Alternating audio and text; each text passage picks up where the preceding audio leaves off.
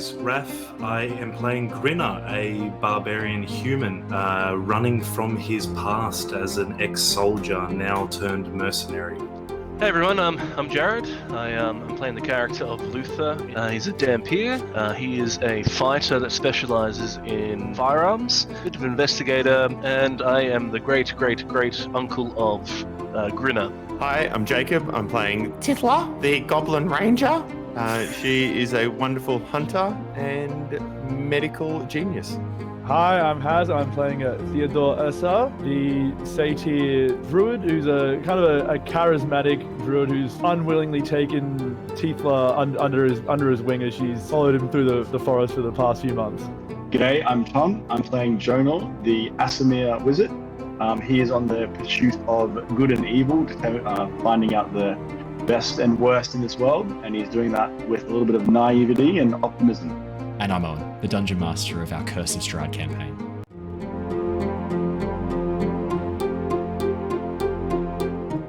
Hello! Hello, everybody! Welcome to the Lost Archives. My name's Owen, and I am the Dungeon Master of our brand new Curse of Strahd campaign. We are going to be doing our session 0 tonight. Before we do any of that, though, we should introduce the lovely players who will be joining me for our ongoing campaign. Raph, could you please introduce yourself? And then I'm going to go in order as your images appear on the screen in front of me.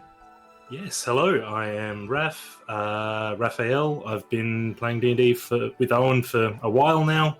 Brizzy-based. I like shenanigans. That's very true.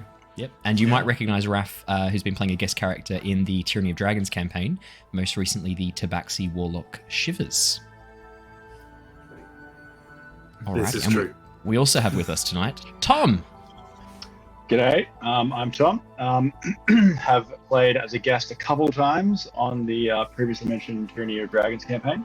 I've played a couple games with run a campaign and been in a campaign with Haz. And done a little one-shot with Owen along the way. You did a Christmas special one-shot. Yeah, Grinch-inspired themed one-shot. That was awesome. We almost killed his dog. It was almost. terrible. Grinch and dog survived, so really, that was a good way to end it, yeah. That's dog, not any IRL dog. No.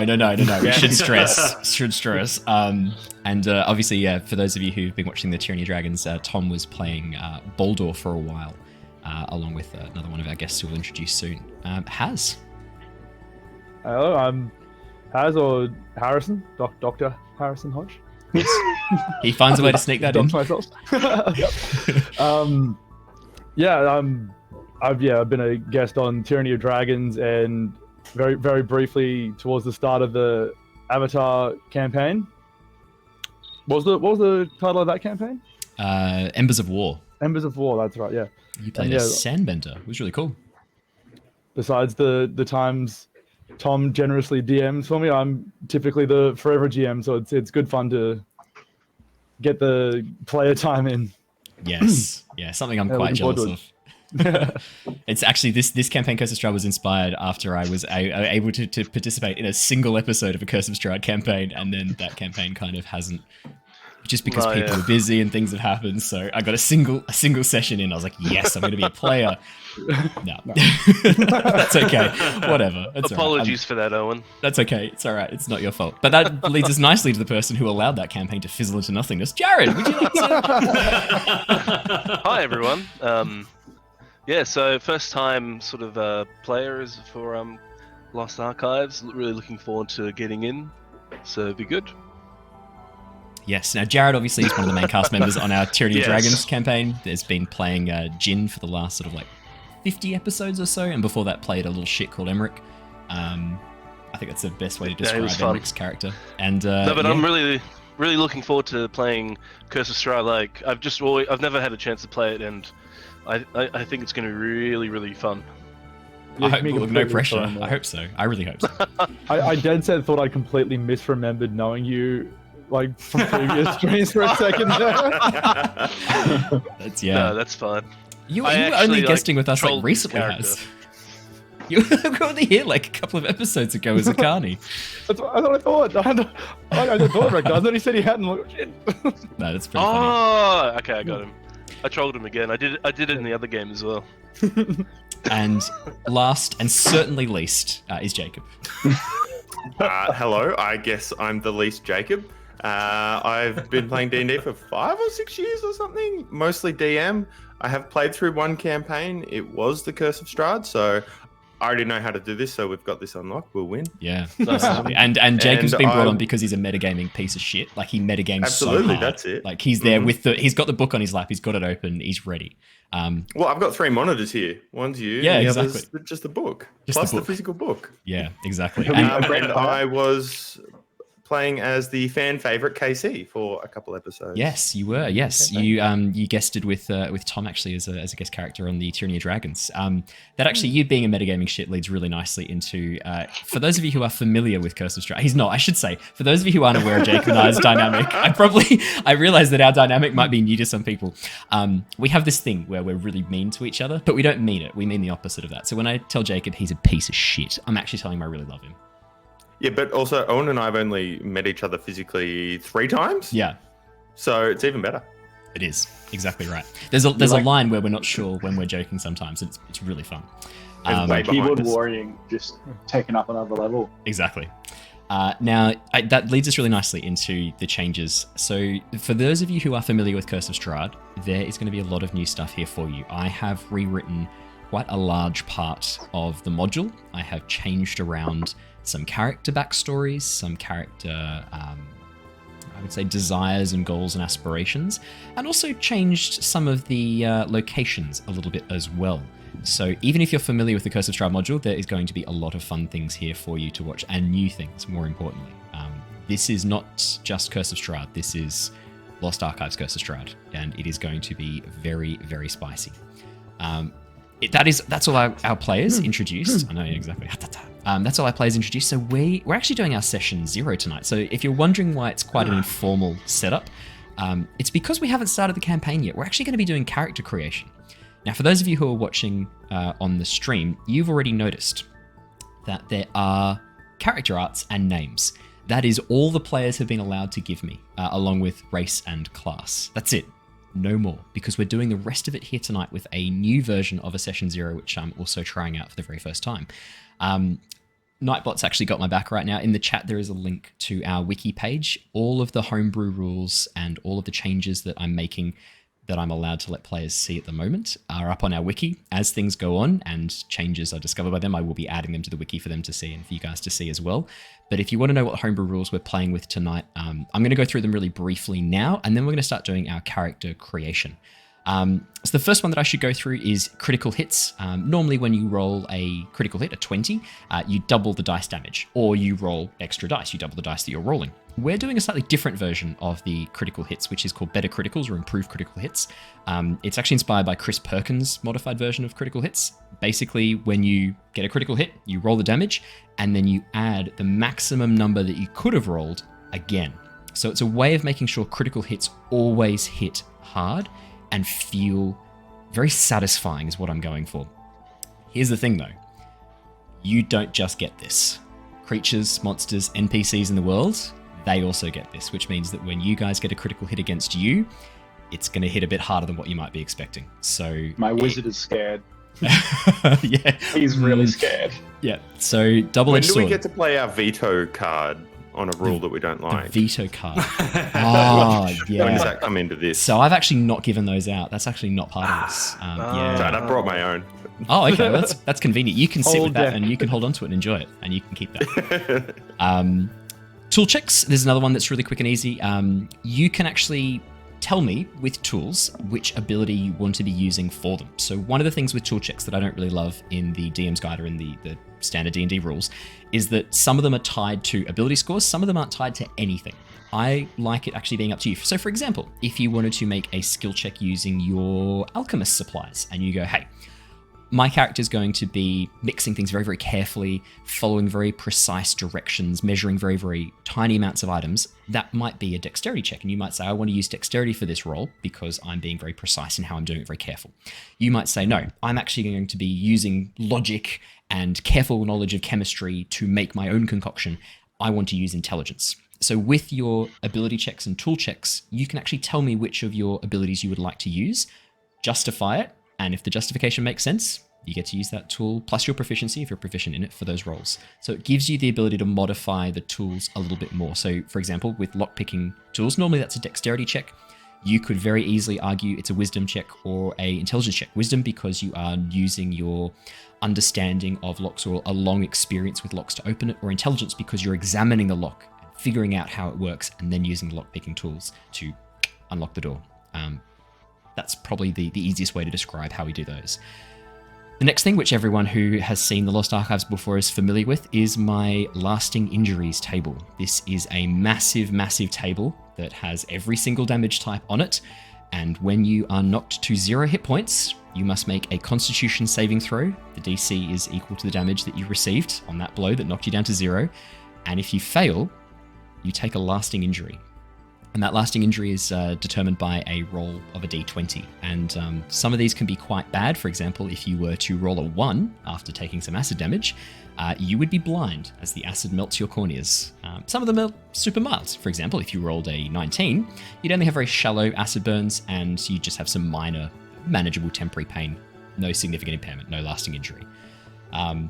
These can be quite brutal. I think we had Mira lose an eye during one of our earlier sessions way back in Tyranny of Dragons. It can be pretty brutal. Raph, you got an injury recently, didn't you? You got a lightning-based injury, I believe. Yeah, it was a burn, wasn't it? It was just a bad burn. I don't think anything crazy happened with that one. Yeah, so try not to fall to 0 hit points, more so than you normally try not to, is my advice. The last one, which is brand new to Curse of Strahd, is Sanity and Madness. Now, this rule set I've come up with is, we were talking about it just before, it's based a little bit on the one in the DM's Guide. It's based a little bit on Vampire the Masquerade and a little bit on Curse of Cthulhu, or Call of Cthulhu, sorry, not Curse of Cthulhu, Call of Cthulhu. What we're doing is you are making a Sanity stat, a custom skill set that is 10 plus your Wisdom or Intelligence modifier plus your Constitution modifier. That is your maximum sanity, and that's what you start at. You start sane. When you fail rolls by certain amounts, that sanity starts going down. And the further down it goes, madness lies. When you fall below a 10, you are going to be taking a short-term madness. Below a 8, I believe it is. No, sorry, below an 8, you'll be taking a long-term madness. And if you drop below 5, you're looking at an indefinite madness. If you drop to 0, you are insane, and your character is now under the DM's control until that madness is cured. You can recover sanity points by resting, by helping people, by facing a phobia and actually staring it down and overcoming a fear. So there are ways to recover your sanity, but yeah, because we're heading into the lands of Barovia, a very scary, awful place, it felt very fitting to give an extra sense of horror to the campaign. So yeah, if you want to use any of these homebrew rules, they're up on the wiki. I'll chuck the link in the video description or the podcast description if you're listening to this recorded. If you're watching us live, Nightbot, who's got my back, has already put it up in the chat, so you can click on that and you can access the wiki right there. That's pretty much it for the homebrew rules that I run that I can think of off the top of my head. Let's start doing some character creation. So, we're using a reworked version of Session 0. The aim of this is basically to try and keep an element of roleplay while we're doing character creation. It can be a bit jarring, I find, having a Session 0 where everyone goes away, makes their characters, and then comes with a fully fleshed character, and there's no synergy, there's no connection, the characters all just come in from different points, and it's kind of like trying to get a party to work together. Sometimes that can be a bit tough, especially with... We've all met those D&D players. You know who I'm talking about. None of these guys are that guy, but... I also thought this would be a fun time to try this out, and it kind of gives us... Is that why you normally DM and not play? It's very true. Yeah. I should say the very last character I played with Jared before the Curse of Strahd one, there's something wrong with me. I played a half elf bard warlock multi-class with Mask of Many Faces and the actor feat. I literally was just playing a DM in the game. I just disguised myself as every character. I sounded like every character. I don't know what's going on with me, but I was like, I've got the opportunity to play a character. I'm going to be the DM in game. It's a problem, man. I have a problem. But yeah, pretty much it. You got me.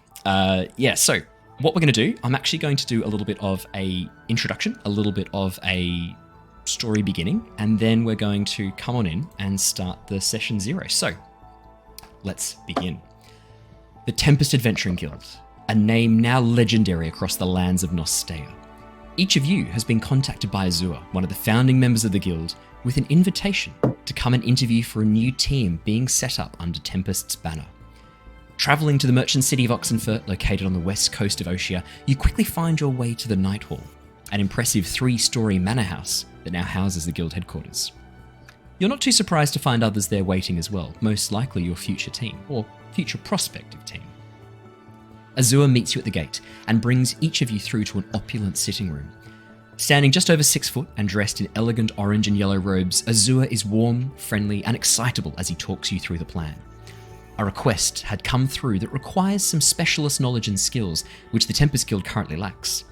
Luckily, however, Azure has been able to locate all of you, people he feels would be perfect for the job. A ruined town called Dowbridge has been the source of much rumour and fear recently.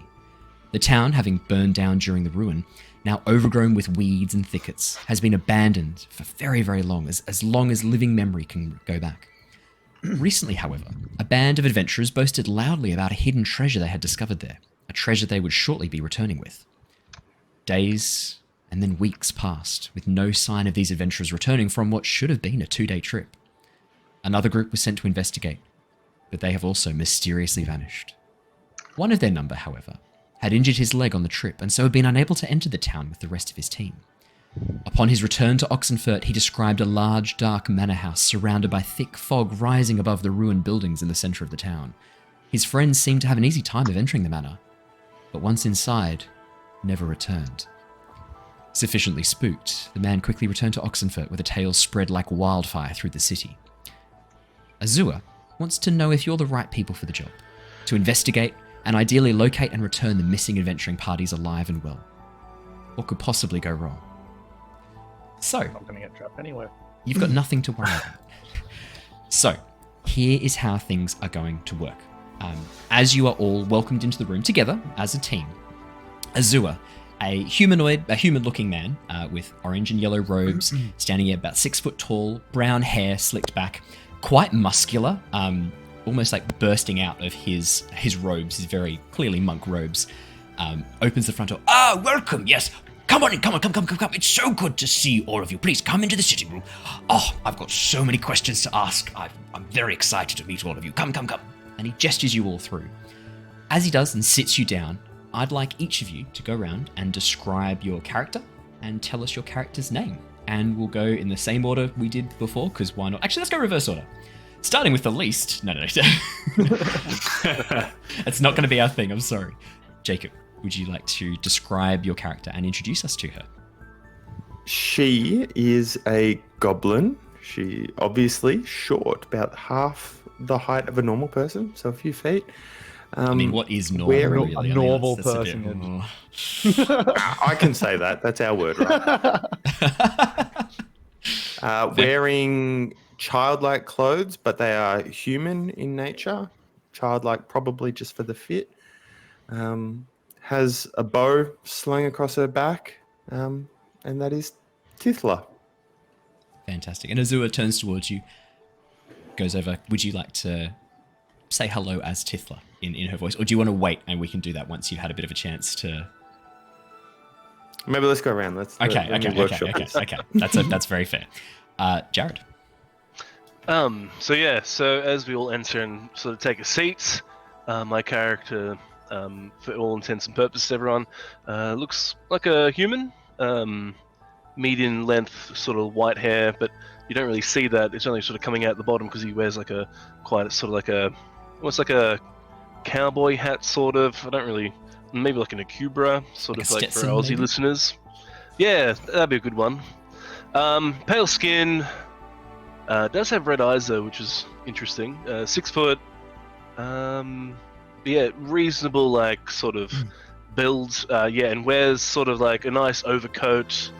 Has some like sort of leather belts and other such accessories and little bags and pockets and stuff. But otherwise, for now, doesn't look too. There's nothing too crazy right now. Does have a bandana on as well and has like little black glasses he wears. Absolutely. And Haz. Hello, I am Theodore Ursa. I think I'm probably going to cut the accent pretty quick. No! Only so long I can. Hello. You silly English kniggets. No, Theodore is a large, tall satyr, dark brown fur skin, with some darker brown horns that curl around his lower face, wearing loose fitting clothes and a fairly jovial kind of disposition as he's clickety clacking his little hooves into the building. I like clickety clacking. Yeah, fantastic. Yeah, I mean the marble flooring of the Nighthall as you begin walking along, it does make a bit of a clip clop. Yeah, there's been some upgrades since your characters saw the Nighthall. But for you guys, Jesus, Tempest Guild getting bougie. Oh yeah, Tempest Yeah, Guild getting right? bougie. For us. Yeah. I forgot to say Tom, my name, by the way. I'll just you did. Do you quickly wanna- interject. Luther. Sorry. Continue, Alright. Tom. All right. Next, you see what looks to be mostly human, but is actually an Aasimar. So sort of a human who's been touched with a little bit of celestial sprinkled within him. He is probably like 5'8". So he's got blonde hair, like white. It's a bit more radiant, I could say. And he's got white pupils which sort of stand out. Caucasian skin and a little goatee at the front, which is not with the styles of the town. You think you see it and it's not, it's like, oh, okay, that's a little bit different. We'll see if he can pull that off. As he would have walked in and seen the marble ground and been like sort of intrigued by that.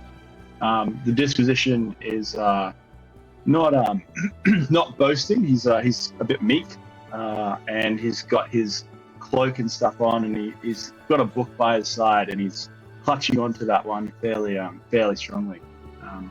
So, yeah, some of a wizard disposition. Did you say your character's name, Tom? I can't remember. Sorry. Oh no, his name is Jonor. Jonor. Jonor. That's it. I found about the history of that song for the very first time. It's literally just her telling off this woman who slept with her husband. It's just It's like, pretty overt about it's that. pretty overt. In my mind, I'm like, there has to be a metaphor here. No. It's just no. Just turning her pain into art. Raph. That's country music for you, though. It's country music. Yeah, right. There's Right. no sheep. It's dry. Raph, would you like to? So me, please. you see probably about 6'5", naturally fit, naturally built, but kind of turned to flab now. He's probably very early 40s, late 30s, human man, unshaven, very kind of grizzled. He's got like this hand-rolled dog end cigarette sticking out of his mouth. He's covered in scars. He's got like just nose broken many times. He's got scars everywhere. Looking around the room fairly kind of shifty and tentatively. He's got these tiny little glasses on as well, like these tiny little round lens, little wrap over your ear wire jobbies. Hey. Stole my glasses. And No, but these, unlike the dark these are glasses, the seeing. these are like magnifying. As you look, you can see underneath. They make his eyes look quite large because they're sort of about a +3, +4 reading glasses. Okay. Hey, I've got to use my expertise somewhere. And he's got kind of like a duster / trench coat / oilskin looking coat over him. You don't see any weapons. He doesn't seem to be carrying anything. He's just coming in. He's got very scarred, big hands that always seem either closed or clenching. He doesn't seem at ease or able to stay still. And he's also got a massive scar across his neck, like a big, nasty one.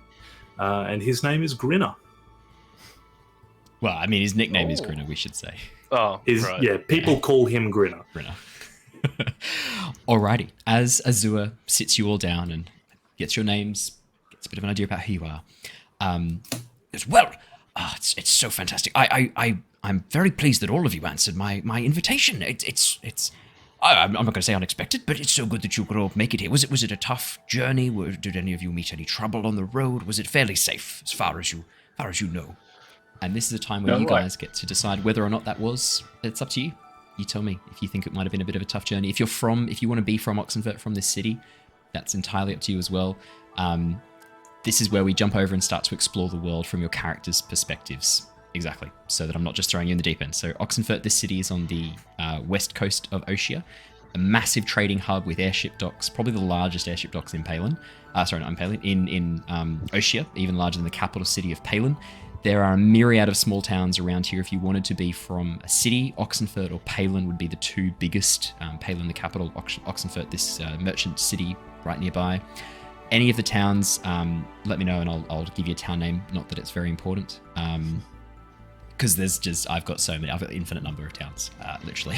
So that's not as vital. But yeah, just at this point, it's free flowing. Jump in. Monsieur Azur, once I left the forest, it was honestly a bit daunting. The roads south of Oxenford could be perhaps better patrolled. Yes, I've said this before, and I'll say it again. I think we need to be patrolling the wilds a bit more. I didn't realize you were in the forest. I'm very surprised the message got to you in one. Yes, piece. I am a druid, and I speak for the trees. Nice. That's fantastic. Did we send message via tree? When I contacted the Aarakocra Messenger Guild and said I was looking for some skilled individuals, they didn't really ask many questions. I patrolled the trees. The birds deliver the message. I come. It sounds important. Yes, well, I can hear the alarm of importance sounding in the background. Very true. That's fantastic. There's some bards outside. Ignore them. They're playing the triangle at all hours of the day. Well, it's fantastic. I'm pleased to hear that you got here in one piece, despite the trouble on the roads. Coming from the forest, this must be a bit of a shock coming to Oxenford. I hope that sort of shabby man outside with the wizard hat on didn't accost you and try and sell you some fake magic beans. Well, he did, but when I mentioned I have none of this money, he promptly told me to, what was the expression, get fucked, yes, I believe? That does sound like him. Yes, I'm not too surprised. Well, what I'd like to go through with each of you is your skill sets. I'd like to know a little bit more about what sort of things you might be good at. I understand that each of you obviously comes from a professional, from a degree of training or experience. Take me through what sort of things have you been trained in? What sort of specialities do you have? And are there any particular abilities that you're quite proud of, that you've spent some time honing in your time in the world? And we're going to go through in order again. This time we'll go reverse order once more. We'll go back to Raph. This is where you tell me your class and also what type of abilities you would want to be proficient in. And then we're going to go to the next step and go through your backgrounds based on your proficiencies that you wanted to have. So we're literally we're gonna go the opposite direction. Rather than picking a background and then having those proficiencies, you tell me what proficiencies you want. We're going to make one of the backgrounds fit that. Cool. Okay. I think that Grinner's probably just going to look him dead in the eye and light another rolly, which is still kind of a dog end, like off the original dog end. For some reason, his rollies just originate as dog ends. And just flick the other one onto the marble floor and take a big drag.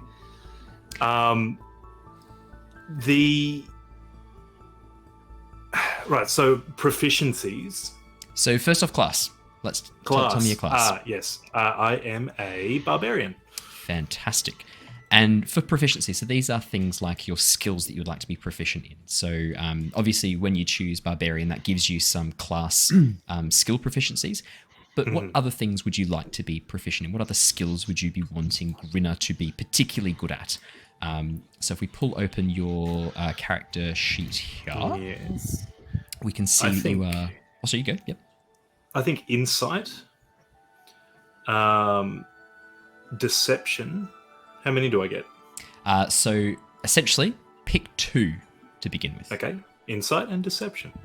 Okay, so insight and deception are the 2 that you would most like to have access to. So let me quickly write those down. And this is how we're going to sort of like go back and essentially we'll get through and build your background based on that. So we're looking for insight and deception. Not typically your barbarian skills. I like it. I like it. Alrighty, next up we will move to Tom. Or Jonor, I should say. I better get used to calling you character names. Yeah, my name is Jonor, so if you can work that one, that'll be Azora. My name is Jonor. It's lovely to meet you. Thank you very much for inviting me. I'm very happy to be here. I'm sure that I'm sorry, I forgot your name before you just dropped a cigarette on the ground. It's okay. I'm sure you didn't mean that. It's fine. My name is Jonor, and I'm really here just to learn about what makes people good. And I'm not sure if any of you would have noticed, but I do have a little bit of celestial in me, and I can cast some spell which comes out, creates like a celestial familiar, and I can create an eagle which shows what my celestial sort of being is about. So yeah, that's what I like to say. That's pretty cool. Are there any skills in particular that you think you're particularly gifted at? You said you were gifted in magic, correct? I'm guessing you've got a bit of skill in Arcana, maybe. Yeah, I have seen a few books in my time of I didn't really play in the fields as much, but I studied in the libraries. So I chose to be there, and I learned a lot about Arcana. Yeah, so I think that is very suited. Okay, yes. So more of a bookish personality. You've spent a bit more time studying, being studious. Has that come with any other type of skills? Maybe history, religion. You said you had a bit of a background in the church and the cloister, perhaps. Yeah. I believe religion would have been thrown into that one as well. The academics these days also kind of scholarly as well. So I can pull out. I'm not going to say I can pull out a hymn, but I might have heard one along the way. Okay, so yeah, quite scholarly pursuits. Very well, very well. Alrighty, next up is Has. Theodore just begins by just turning into a bear. As a level 1 druid, what's the because have you already selected subclass with druid? I don't think you have yet. You can still do it. You can still wild shape. You can still wild shape, yeah. Oh, I thought I'm probably not as a bear, but I was gonna say, I think the challenge rating might be a bit tricky know for where bear. I'm going with it. You could be like I don't know, like a smaller bear. Yeah, It's really like anemic bear? A red panda. Like a puppy? Like a koala. Bear cub? A different kind of eagle, just to flex on Jonor? Oh, yeah, eagle's probably on that. Let me have a quick look and see I switch back out to converse, as there's only so much Scooby doing that I'll subject the group to at the minute. Fair. Actually, can you even wild shape yet? I don't think you can even wild shape yet, man. Can I? Oh wait, No, I don't think you actually can yet. You can't No? wild shape yet. You're only level 1. Oof. Alright, well I don't do that. No. he pretends to get on be a all bear. fours and just Pretend to prowl be a around. bear. Yeah. I like to Like a think that runner. I like to think he concentrates on it so hard and it just looks like he's like constipated, and then he's like the veins sort of pop out and nothing happens. Yeah. Rawr. No, that's just him making that noise. It's like a Is that really Skyrim bear level 2? noise. Oh jeez. Skyrim bear.exe. Wow. Balls that up. That's okay. In that case, then maybe you could like hold your hand out and summon a little small bundle of wildflowers, or grow some moss on maybe the wooden chairs. You place your hand on the wooden chair, and moss begins growing across the wooden chair. Moss and lichen begin growing up the sides. As previously discussed, I go over and speak with the trees and converse with a small pot plant that I'm sure is in this now lovely marble lobby. Okay, perfect. I mean, so you can obviously speak to plants. Everyone can do that, but you're not casting the spell Speak with Plants. No. So he just goes over and starts talking to a plant. The plant doesn't react, and Azur sort of looks and goes, "Yes, well, that's a very unique skill. I've not seen many people. Lyra will be very excited to talk to someone who can do plant stuff." Gerald here says he needs more water. Oh, really? I only watered him the other morning. Well, he wants more. Thirsty little bitch. I'll make sure he gets some more later. As I try to persuade him that I can indeed talk to plants with okay, so transform into animals. are you a without the persuasive? ability to- I feel very persuaded. Are you a persuasive individual? Is that something that you're quite good at? Evidently so, Mr. Azur. Evidently so. Bonsoir, Azur. Bonsoir, Azur. Excellent. Let me add persuasion. Is that something you would like to be particularly gifted in? Yes. Are there any other skills that you bring to the table? Obviously, being out in the wilds, I imagine you're quite good at surviving. You're still here alive, so well done, you. Yes, that would be the other one that I am skilled in. Ah, indeed. Very nice. Survival? You said you could turn into a bear before. You mentioned something about a bear. Yeah, maybe eventually. Not in front of people. I don't want to put you on the spot. I'm quite bear shy at the moment. Bear shy, no, of course. I would not want to put you on the spot, so no, we'll move on to the next person. Luther, tell us a bit about yourself. Now, I'm probably going to butcher his accent. I haven't really come to a consensus on it yet, but well, I mean, it's your accent choice, so you can't really butcher it, right? Like, you could just say, well, this is what he sounds like. I still haven't got to mine yet, so don't stress. But I haven't settled on it yet. Anyway, I sort of look him up. I look at Azu. I'm like, well, now see, so I'm from Oxenford myself, but I haven't been traveling around the parts. Haven't really been here for a while. So I myself am more of a marksman, bit of a fighter. But you sort of look at him, and currently he doesn't actually have any equipment because we haven't obviously done our equipment yet. But exactly. Yep. You do notice that he starts sort of playing with almost you know how they play with the coins, but he has a bullet instead. And he looks around. He looks a bit more. A hint of embarrassment sort of comes on his face. Well, see, I travel around, and well, I had guns. I don't currently. I lost them in some other part of the world and such. I'm sort of more of a traveler. Oh, fire hands! I've heard about these. They use the black powder to make projectiles. Yes. You've heard of them. Yes, I have. I imagine you need to have quite a steady aim to use those. I hear the kickback on those can be quite intense. Bit unlike a crossbow. Yeah, quite. Well, yes. So I'm sort of looking for firearms in the future, but as it currently stands, I don't have that at my disposal. So I'm here as I am right now, but I got other things I bring to the table. I've been sort of moving through the worlds.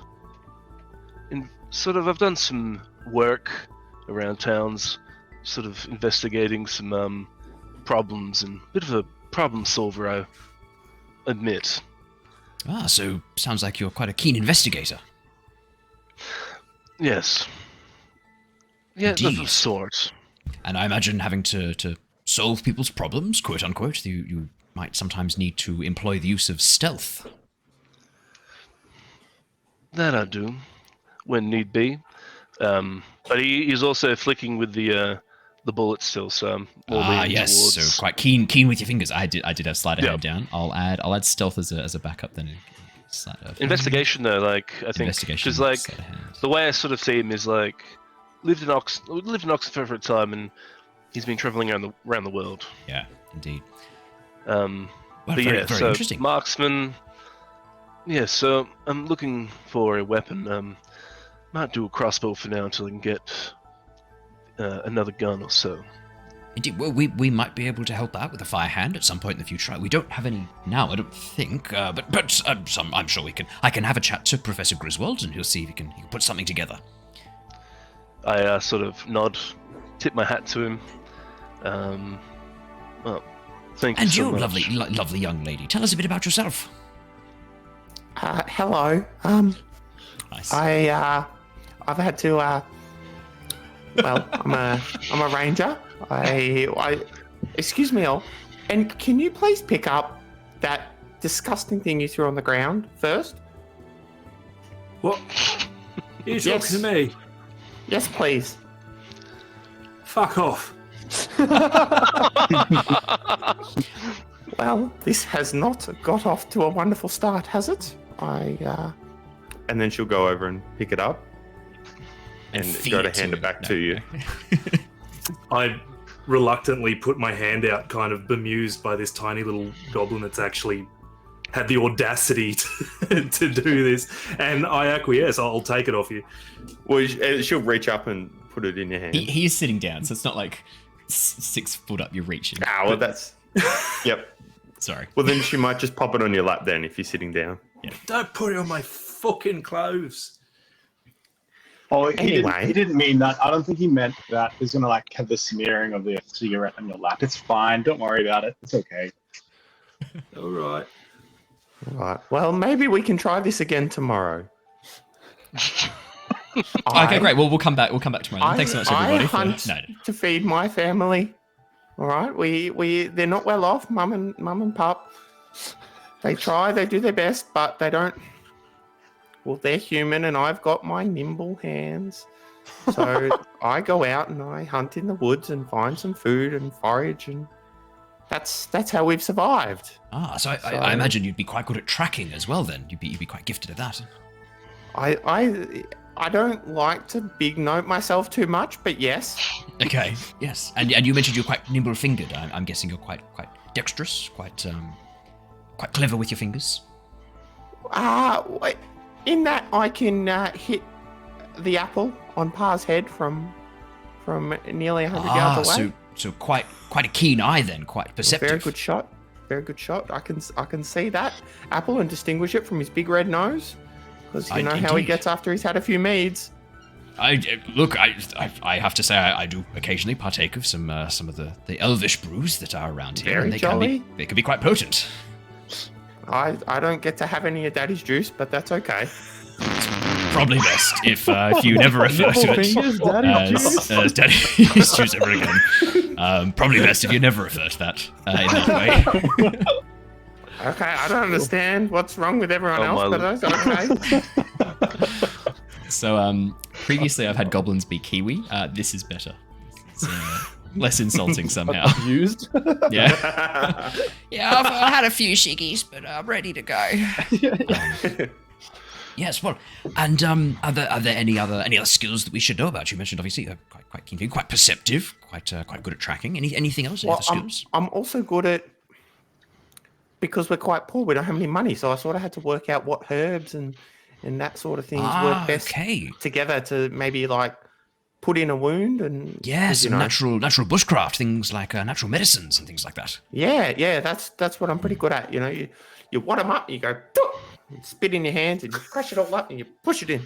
Yes, I saw a ranger do that once. He had this weed that he called kingsfoil, and he chewed it up and then spat it in a man's wound.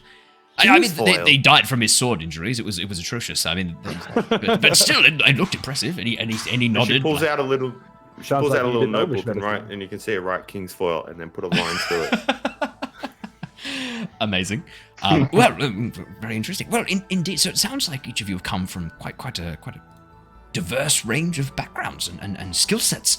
Well, let's stick with you, Tithla, for a moment. So, obviously, being quite good at survival, perception, and medicine, it sounds like you're spending a lot of time out and about, spending a bit of time traveling around. Correct? Would that be? I think that's a fair assessment of who I've come as today. Indeed, indeed. And are there any? Because I'm just having a bit of a look through my little guide here to help me sort of help classify people and figure out where they sit and what they're good at. I don't think that we should really put people into categories. I think people should be able to just feel and be whatever they want to be. I hear that, and I counter that with the bare necessity of doing my job and what I'm required to do as part of my work here. Okay. Yeah. I'm not one to tear down the patriarchy, but okay. That's fair. Yeah, that's fair. That's good. That's good that you can keep that in mind. I think what he wants is sort of like, what do you see yourself as? Not a category per se, but... Well, most of the mirrors are a bit high for me to see, so I struggle a little bit sometimes. Having a look through, so talking through your background in medicine and things like that, there are a couple of pathways that could lead you to that sort of level of proficiency. Would that be agreed upon? I think that my strengths are in the hunting and providing of the food. Indeed. So more of the survival side of things is where you're. That's who I identify as on my insides. Okay, fantastic. Okay, that's very good to know. So in that case, then maybe you consider yourself a bit of an outlander, maybe a bit of a, I guess fisher might work here. Someone who's got a bit of experience fishing. If you're good with animals, I wouldn't maybe touch a those folk nasty hero. fish. They Nasty fish? stink. No nasty fish. No, though. I think definitely some sort of outsider, outlander. Indeed. Well, that sounds like a perfect fit for you. In that case, then, go ahead and on your character sheet, select Outlander from your drop-down backgrounds. And she pulls out a little notebook and writes Outlander and puts a big Outlander. circle around it. Fantastic. I believe you've travelled back in time to Scotland in the early 1400s and participated in some romances there. Is that correct, Outlander? You know, it's very. Oh, my daddy says I'm too young to go on dates. How old are you? I feel like I should ask this question. Are you sure this letter wasn't meant to go to your parents? Yeah, I'm only like 19. But we've had a very small village, and the two other boys there, well, they pick on me. Oh, How does that I'm work very with sorry to hear goblins? that. That's so rude. Well, they're not goblins. That's why they pick on me. I'm the only one. You're the only goblin. Yeah. Does goblins work like dog years? Is that how that is? So you're 19. Is that in normal years or what? No, goblins, we sort of, from what Mum and Dad have told me, goblins sort of just live until they get killed by people normally. Wait a sec. Is your what are your parents? Well, they're Mum and Dad. They're just people. Are they? It's just people. Yes, but are they also goblins? Well, no, they're humans. They took me in. They found me when I was little. I only have very, very faint memories of back in the goblin horde. So you are like a stray go. dog for them? Wow. No. That's not what it's like. I feel like I provide more than a dog. You although get I have the abandoned food. them, so perhaps not. Yeah. Dogs do not abandon their families actually, so you're probably more like a cat. Like a cat. Oh, you're very nimble. Very nimble. You just say you bring back like dead animals sometimes. That does sound very cat-like, I have to say. That does. You know what? Little Jasper's always served us well, so I'm okay with that. But Indeed. Jonor looks around to see that he's happy that he's been identified that way, and he's like, okay, he's not upset about that. That's fine. I don't intervene. Well, let's jump to Jared and to Luther. Luther, you identified your skills as sort of investigation, sleight of hand, stealth, definitely sounding more of an investigator style setup. Maybe an X. Let me have a quick look here. So, yeah, I was going to say investigator or maybe. What else fits with your little setup? Probably Well, investigator's the closest. It probably is because the way Urban I bounty sort of hunter? envision, it could be urban bounty hunter, but like I feel like he doesn't just focus on bounties. He does like a lot of. It's more like he travels around, sort of like taking on jobs that could have like investigation nature. There could be maybe like sorting out a bounty. It could be, but it could be other things like dealing with some like minor problems around. That a level 1 could sort of deal with, I guess. Yep, absolutely. But he definitely like travels around a lot and sort of just plies his almost like think of like a witcher in a way, but Yep. Definitely not a witcher. And like I don't walk in and everyone hates me. Well, I hope not.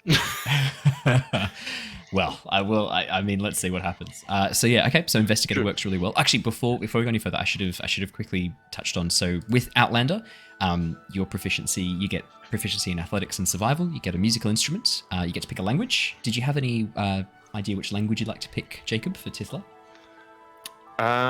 I didn't. I assumed she would have common and goblin and hadn't worked out the rest. Yeah, that's okay. So that's absolutely fine. You can absolutely pick another language. Just let me know which one you'd like to pick. But I'm just trying to think. I don't think there's anything you'd need to know about the various languages. The only one you cannot pick, there is only one you can't pick, and that is giant, because there are no giants on Nostea. So there is no. Well, maybe giant works better because it's a made-up language. Because it's a made-up language. I mean, it's not going to affect this campaign too much if you know giant. It's up to you. You pick. That's all right. I'll have a look. Thank you. Okay, perfect. And you also get a star for hunting trap, a trophy from an animal that you killed, a set of traveler's clothes, and 10 gold pieces. What trophy would you be carrying around? What animal would you have killed, and what trophy are you carrying around? It would be something small. It'd be something simple. I think it'd be along the lines of a rabbit foot, but it would be Like a it'd be jackalope interesting foot. because there's a weird pattern on the leg and the foot. Not because more because it's pretty than it's a boisterous kill. Yes. Okay. Awesome. And the Outlander comes with the feature Wanderer, which lets you basically recall the general layout of terrain, settlements, and other features around you, and also find food and fresh water for yourself and up to 5 other people per day, which is convenient because there's 4 other people here with you. So it's so crazy. What? Perfect. Now, so with your, remember what we'll do is we'll get you to pick your personality traits, ideals, bonds, and flaws. You can use the ones that are suggested, or you can pick your own. We'll come back to them at the very, very end, just as a bit of a retouch. So let's go through Investigator really quickly. So Jared, the Investigator comes with proficiency. You get to choose from Insight, Investigation, and or Perception. You get Tool Proficiency, Disguise Kit, and Thieves Tools. You get a magnifying glass, evidence from a past case. Now, did you want me to get the horror trinkets table open and we can talk about... That sounds fun. Yeah. So the horror trinkets. There are... oh, wow, these are horrific. Oh, Jesus, there's 100 of them. Do you want to roll me a D100? Let's just let the D100 come in. And if you don't like it, I'll let you roll again. 11. Our first roll's an 11. A wineskin that refills when interred with a dead person for a night. Hey. Hey. You get someone so drunk they die. Wait, say that again? It's a wineskin that refills when it's buried or interred with a dead person for a night. That sounds so weird. Buried with a dead person. When you bury it with a dead person and then dig that person up the next day, the wineskin has mysteriously refilled itself. And I would know that? Yes. How'd you trial and error, mate? You Do you want to threw it in there? Do you want to roll again? There's a couple. There are some pretty funny ones. There's I think this one's quite fun. A wig from someone. I rolled in that one. That one. Not that one, but a one. A one. A picture you drew as a child of your imaginary friend. There's also an urn with the ashes of a dead relative. A jar of pickled ghoul's tongues. A noose that feels heavier than it should. I thought that's a nose that feels heavier than it should. I'm like, how does someone know how much a nose should weigh? A little black book that records your dreams and yours alone when you sleep. Oh, wow. A lantern with a black candle that never runs out and burns with a green flame. That'd be pretty cool. A mummified raven claw. A pouch made of flesh. I think I'd like to have one that sort of maybe draws from one of my investigations. One that might be I could have stumbled upon it when I was sort of investigating a town's problem. Okay, in that case, then, do you want to have it be maybe a glove stained with blood from a murder inquiry, a murder you never were able to solve? Okay. I'm sort of holding it onto it even now, still trying to sort of wrap my head around it. Yeah. I mean, maybe then actually, let's for a bit of extra flavor. Maybe it's actually something like an anatomical, an anatomical drawing of the injuries that killed someone. So maybe you've got a report, a case file that you carry around with you that has the coroner's report in it, and it's also got some other details of the case. So maybe rather than just a trinket from the case, maybe it's actually the half-finished case file of a victim who was okay. Perfect. We will have some fun with that later. Let me just write that down. That one of your things is an old case file that you carry around with you. Cool. I want to do this. I want to give all of you an extra level of investment in the world. So old case file is what you carry around with you. Okay. And one that hasn't been solved. Yes, one that hasn't been solved. Yeah. And your character, your feature as an investigator is official inquiry. You are experienced at gaining access to people and places to get the information you need. You can gain access to a place or an individual related to a crime that you're investigating. Those who aren't involved in your investigation avoid impeding you or pass along your requests. And law enforcement has firm opinions about you, either viewing you as a nuisance or one of their own. This will be really cool because you'll get the opportunity to actually set that based on your interactions with law enforcement. So we'll have that be something that organically happens. How you interact with law enforcement will determine how they see you. Sweet. Fantastic. Alrighty, let's move on to Theodore. All right. So, having a look through your selected skills, you were looking at persuasion and survival, I believe. Oh, I think persuasion was a bit of a joke, but I've rolled with it. I did actually want my character to be quite persuasive. I realize I get that as a natural thing as a satyr. Yeah. So perhaps Theodore is much more perceptive than I am and would have noticed that. Okay. Fantastic. So you're looking for more of a perception style. Perception, situation. survival. Yeah, Perception, looking out survival. for the forest. Absolutely. Okay, so perception and survival. Oh, sorry, I've just accidentally closed the window that I need. Perception and survival, we're looking more, if I remember correctly, more at things like Sage, I think, from memory. That seems to fit quite well. Sage gives you... Oh, that gives you Arcana and History. Sorry, that's not awesome. Okay, no. You're looking for perception and survival. History, persuasion, nature, survival with a Bloom student, perception, survival. Let's just get all the survival ones, hey? And then I can Go from there. see what's appropriate. Excuse me, Lumi. Okay. Deception, survival, Fey Lost. pretty I cool. reckon we could do that, and you could switch it to perception, survival. I mean, otherwise, actually, Deception works fine. I'm sure I can get the perception otherwise. I mean, I did otherwise try I was and gonna deceive him say, into thinking I can talk to trees. otherwise, Outlander. I'm happy to let you swap the athletics for perception from Outlander, so you can just do it as custom background. Although we've already got the Outlander feature. Yeah, I mean, satyrs are Fey, so I think that the Fey Lost kind of works, actually. Yeah. Yeah. You grew up in the Feywild after disappearing from your home plane as a child. Yeah, this works quite nicely. Deception, survival. You get a musical instrument, choice of Elvish, Gnomish, Goblin, or Sylvan. Musical instrument, and you get 3 trinkets that we roll on the Feywild trinkets table. Do you want to do that? Yep. Could you please roll me 3 D100s, please? And let's see your see what you get. I'll just open up the Feywild trinkets table. That work. Slash R, right? Yeah, otherwise, if you go for the far left-hand corner of Roll20, there's a little dice icon above the question mark. If you click that, and then you can just click the D100 straight from there. Oh, yep. Wait. Yep. Oh, it's a D20, D12, D10. Tom, you legend. That's a really, really good thing that you just sent me. Thank you. I am struggling. Do you It's want to okay. do it? Do you want me to do it for you? No, I got it. You got it. All right, so 54. 54. You want 2 So more? 54. Yeah, 54 is a red cap that droops down to one's shoulders when worn. Yeah. A painted wooden key whose teeth change configuration at every dawn. I'll copy these into the chat for you. 54, did you say? Oh, sorry, 54. A mask that helps you remember your dreams if you wear it while you sleep. Cool. And the last one was 91. A tiny book of fairy tales. That's cute. I like that. There you go. There's your three trinkets. And your Feywild, your feature is Feywild Visitor. Oh, sorry, is Feywild Connection. Your mannerisms and knowledge of Fey customs are recognized by natives of the Feywild who see you as one of their own. Because of this, friendly Fey creatures are inclined to come to your aid if you are lost or need help in the Feywild. Because we're not in the Feywild, I will make a bit of a spin on that to suit Curse of Strahd and Barovia, so I will adjust that for you. Cool. And the Feywild Visitor, you might have a Fey come and visit you. I'm going to switch that up for Curse of Strahd as well. All right, you'll do something with it. I'll do something with it. Don't worry. Right, we can do things with that. And this is from the Wild Beyond the Witchlight, which is a really cool expansion. Sweet. Awesome. Next up, I'm about to sneeze. Let's see if I can mute it before it happens. Nope, it's still coming. I hate it when that happens, when it's just sitting there. Tom, can you tell us a little bit about Jonor? Now, Jonor? His name is Jonor.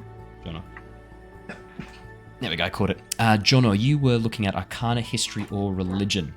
Cloistered Scholar is probably going to be the best option for you. That gives you access to all of those. History, Arcana, Nature, Religion, and you get History plus Arcana, Nature, or Religion. So yeah, up to you which one you want to pick. You also get 2 languages. That's very nice. So part of Jonor is to, he's trying to understand good and evil, basically, in short. So I'm trying to choose the languages which are most evil. He can find are the ones he's going to study. Okay. So I thought that was Abyssal and Infernal, but if there's any more evil ones, then track it that way. Abyssal and Infernal will cover you nicely, and you already get Celestial from your Aasimar background. So so he's got good and bad is what he's trying to figure out. Beautiful. That works really, really nicely. As Cloistered Scholar, you get access to libraries. This could be interesting.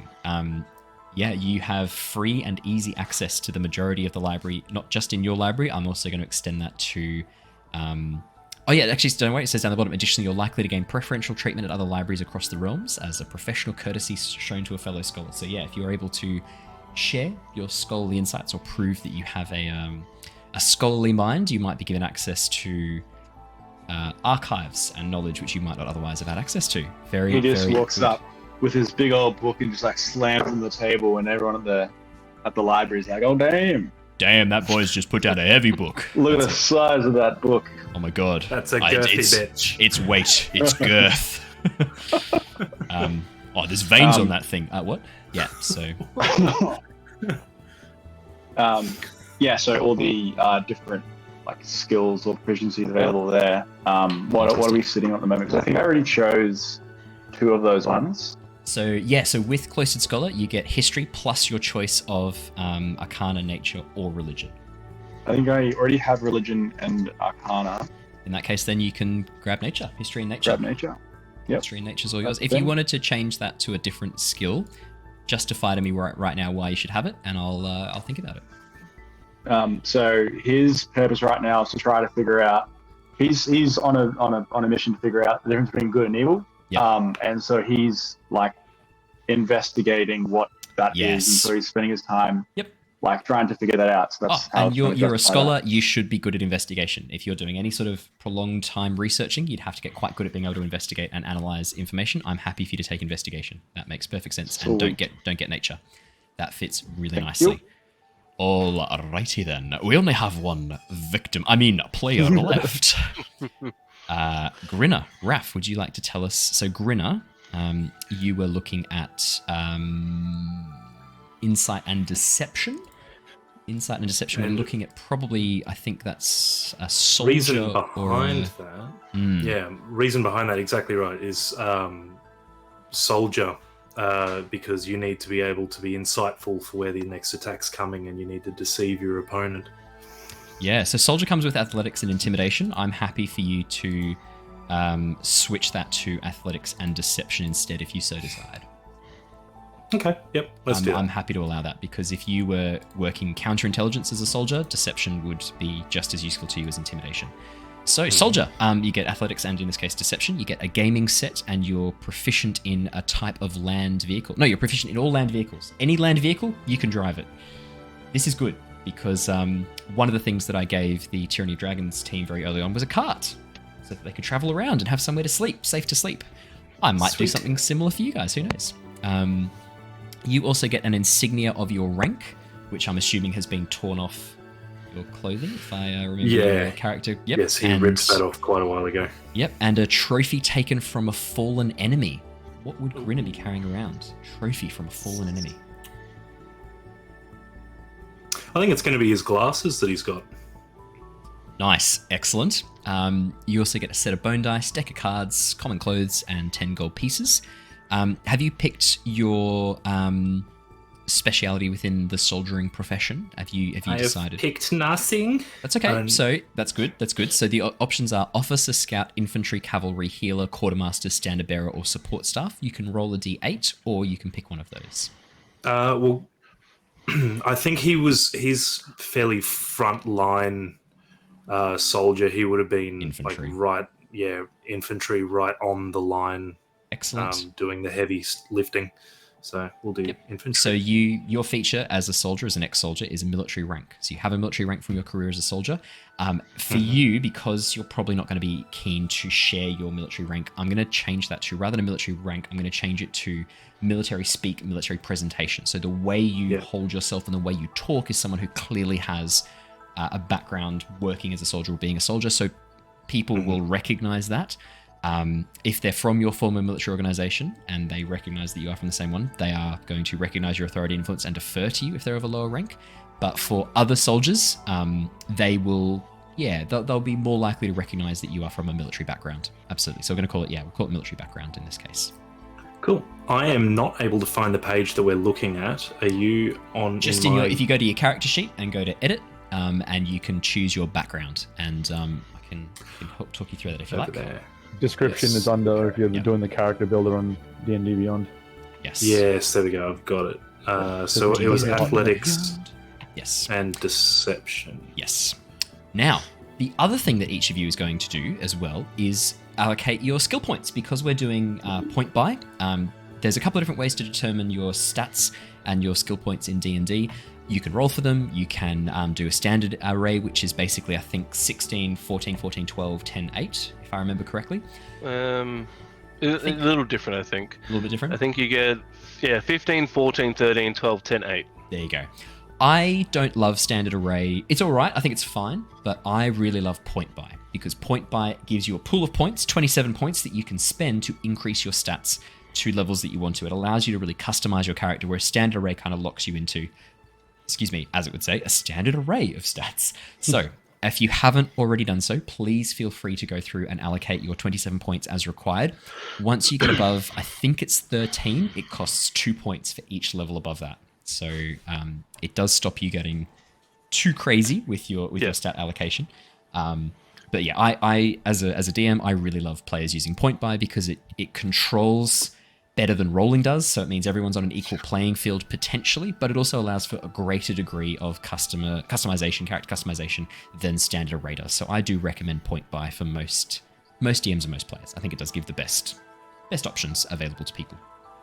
So we've got our backgrounds, we've got our stats, starting gold, and equipment. Now you can choose, Azure will present as part of this, once you've had a bit of a chance to chat to him a bit more, will present you with the starting equipment, or you can choose to take the starting gold and buy equipment that you need. I think I've spoken already to some of you about this. My preference would be going for the starting equipment. Don't worry too much about getting custom stuff yet. There will be opportunities for you to access things that you might require if there's any specialty things that you're after, but not straight away. So I do recommend going for the starting equipment. Often it is really good and it gives you everything that you need to get started in an adventure. But let me know if anyone's thinking they want to go for the starting gold and buy specific things. Speak now! We'll see. I'll probably go starting equipment, but I will eventually go gunslinger with this dude. So Yes. that's why I said I was in a combat and lost my guns and misplaced them. So that's why. That's because obviously I don't have proficiency in firearms yet until level 3. Yeah. So that's my way of sort of saying, hey, I've lost my guns. I'll use like a crossbow for now, and until I get my chosen sort of weapons. Then. Yeah. No. Absolutely. That makes perfect sense. Awesome. Okay. Did anyone have any questions so far about anything that we've done, or anything that I've said? The only thing I would add is that I don't seem to be able to add deception instead of athletics instead of the other thing. I can do that for You you. can make it a custom background. I'll do it right now for you. I couldn't make it work. That's okay. I'm on it. That's super, super easy to do. Only a moron couldn't figure it out. Yeah, so I'll just do that right now for you. Were there any other questions while I'm here? Are we good to hit add on this starting equipment? Yes, you are. Please. When my build inevitably falls completely apart, will you save me from this as I dump every physical stat? So here's the situation. A little bit metagamey, but I'm happy to share this. You are going to be starting off with an introductory adventure. I am not throwing you all into Barovia at level 1. That is cruel and unreasonable. We are instead going to start off going through a little adventure to get you guys up to level 3 before I throw you into Barovia, which is only cruel and usual. Nice. Which I'm calling Durst Manor. The exploration of Durst Manor. Ooh, cool. So, you do not need to be physically skilled to survive the first 3 levels. Good. Yeah. After that... Do you mean in-game or... That's up to you how you interpret that. Now, so Raph, for this one, normally the soldier background gives you tool proficiencies. Do you want to keep those same 2 tool proficiencies, or did you want to switch to a language instead? Because I can give you 2 skills and 2 tools, or 2 skills, 1 tool, and 1 language, or 2 skills. Look, honestly, as a mercenary, this guy's probably picked up quite a bit of language stuff. Okay. So yeah, I'll drop a tool and go a language. 2 skills, 1 tool, 1 language. What tool proficiency would you like to keep? Did you want to keep the land vehicles, being able to like ride a horse and cart? Do you want to keep the? Yeah. I feel like that's going to be pretty convenient. I don't even know what you're looking at, but let's do that. Let's go for that one. Perfect. I'll add that right now. There you go. I've added you a custom background, and I'm just adding your skills right now. So what were the skills you wanted? You wanted deception and insight?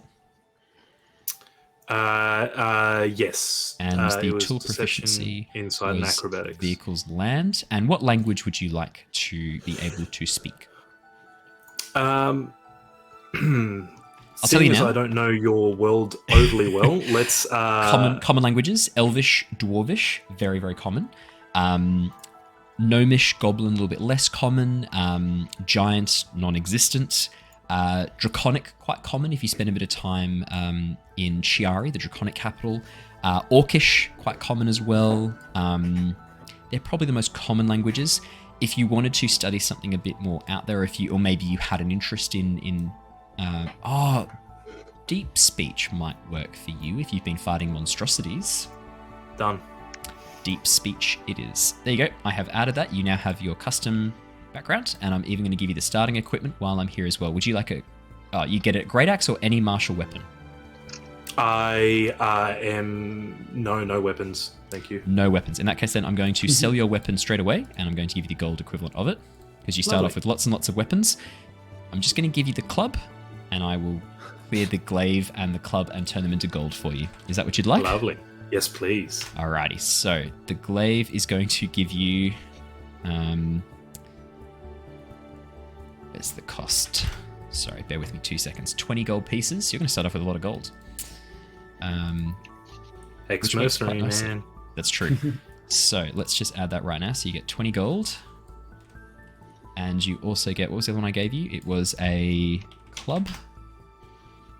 1 silver piece. That's less exciting, I'll be honest.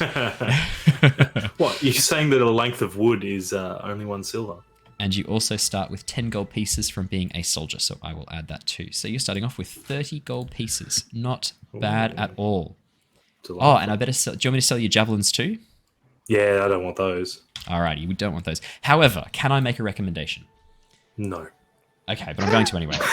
So that it is easier for you to roll attacks with your improvised weapons, maybe you should keep some example improvised weapons in your inventory, so that when you have to roll attacks, you can just click on them from there. I will change their names into improvised weapon large, improvised weapon medium, improvised weapon thrown. How does that sound? Sure. Yeah, if that's going to make things easier for you, yes, please. Yes, let's do that. Yes, please. Okay. All right, we can do that. I'm going to do that. So, for those of you who aren't aware, Raph has chosen human. Grinner, as Azure turns towards you, I notice you're not carrying any weapons. Grinner, do you prefer not to wield weapons? I would have... I've given all that away. No, that was a long time ago. I don't... No. I just want to say that you were referred to me as being quite a proficient fighter. I was told that anything in your hands could be a weapon. Yes, I am a fighter. I am a good fighter. I am a good soldier. But that was a long life ago. If you need me for this job, I am there. Unwillingly. Noted. Well, I mean, no one's keeping you here. I mean, I would love to have you on this task, and you were, as I said, very highly recommended. Frankly, I need the money. Oh yes, I did think that. Yeah. All right, so that is your simple improvised weapon, and I'm going to change your javelin to thrown improvised weapon. I should have thought of this ages ago. This is a brilliant way of doing it. Well, because now you can just literally do this and click on it, and it's the same as if you having, and this will be two-handed improvised weapon. You wait until I start throwing curly things at you, like lobbing bodies at people. No, that's fine because I've got the stats for it right now. I'm good to go. Oh, I thought you meant like a boomerang. No, he doesn't use actual weapons. He uses improvised weapons. There you go. Throwing curly things? Curly things. Yep. Curly fries. There we go. Specifically. Yeah. The best jokes are always explained. I find that. Yeah. That's very true. Now, how is everyone going with starting equipment, with backgrounds? Is there anything else we need to do to get you guys set up Yeah, I'm still dicking around with points and Okay. for the ability scores. Haven't done my equipment yet. If you that's okay. fancied helping me with that while I was I can trying to help work you. out how to optimize this to not die so quickly. Do you want me to jump in and give you a bit of a hand with points? No, I can do the points. Okay. Um, I'll give but you I don't equipment know in the what to background then while you're doing that, hey? yeah. Would you like a wooden shield or any simple weapon? Um, If you're not very strong physically, might I recommend the shield? yeah. I'm not planning on being a person very often as soon as combat rolls around. That's true. That's fair. That's very fair. But in that case, then the weapon doesn't mean much to you either, because you get No, a it does weapon and a not. shield, basically. Probably take the shield then, just in case. Maybe a sling or something for. Unfortunately, you're not great at throwing things, so you can have a dagger, a club, a great axe, a hand axe, a javelin, a light hammer, a mace, a quarterstaff, sickle spear, or a yiklwa, which is spelled You could have Y-K-L-W-A. Give me the you killer. What even the fuck is that? L-W-A. Hey, what is that? Oh, it's like a climbing spear. Yeah, well, we're definitely taking that. That sounds It's a 3 foot awesome. 3 foot long wooden staff with a steel or stone blade up to 18 inches long. It kind of looks like a pickaxe on a, and it's those things. Alright. it's I thrown. know It's what a it thrown is. weapon. You have to throw it. Cool. Apparently. Done. Sorted. You Okay, can't done. possibly use it any other way. It only You have throws. a lookwilla. Okay, As you You never your never use- as your you druidic can never focus, use weapons though. You could use like a quarterstaff as a walking stick. and then you've also got shillelagh as well if you need it. Just a heads up. If you take that spell, which allows you to attack with your staff and add your proficiency to it, because right, as we've give me the discussed, quarterstaff. you're not turning into animals just yet. So Give me the Can you do like horseshoes and just Yeah, just kick kick people? people. Actually, I can ram. I do have ram as He does have ram. He as does an have I ram. can headbutt people. That's it. shillelagh your horns and away you go? Actually, do you know what? You get a druidic focus. One of the druidic focuses is a wooden staff. I'm happy to allow you that for your walking nice. stick. And then, All right, sure. and then do you still want the yikwilla? You're killing me up here. Yikwilla. I need to know how to pronounce that before I get in trouble. No, you I don't. didn't- That's No, I fine. think you nailed it. Yikulwa. It's Yikulwa. It's pronounced Yikulwa. There you go. You're cool. Yakult, yeah, Yakult? it's pronounced Yakult. It's a probiotic. It's great. Musical instrument, my friend Theodore. I mean, I don't want to go in for the classic pan flute because you're a satyr. I've already. I took horn and song horn. So I got another one for being fading. It's going to be. You get a third instrument. Which instrument would you like? Oh Any my other god, you're doing horns? the epic sax guy. Do I need to get out my saxophone and play that for you? Because I Yes, can. please do. Yeah, for the love of God, Yes. yes. Yes. Really? Sax me up. I don't know if I Yes. want to. I'm nervous. Come on, now. you can't offer epic sax man. Yeah, you epic can. sax man. I have to Absolutely. Do it at find- the I do have to start of find the the next saxophone session. though. It is somewhere in the garage. Oh, I I start have to starting next find session. the Starting next session. I saxophone. promise. I will open next session with. All right. That if you- needs if you to be can't our do it- intro song. Needs to be a It's sax going to be song. so out of tune when we're in the midst of Curse of Yeah, Strahd, and it's like, get ready for Curse of Strahd.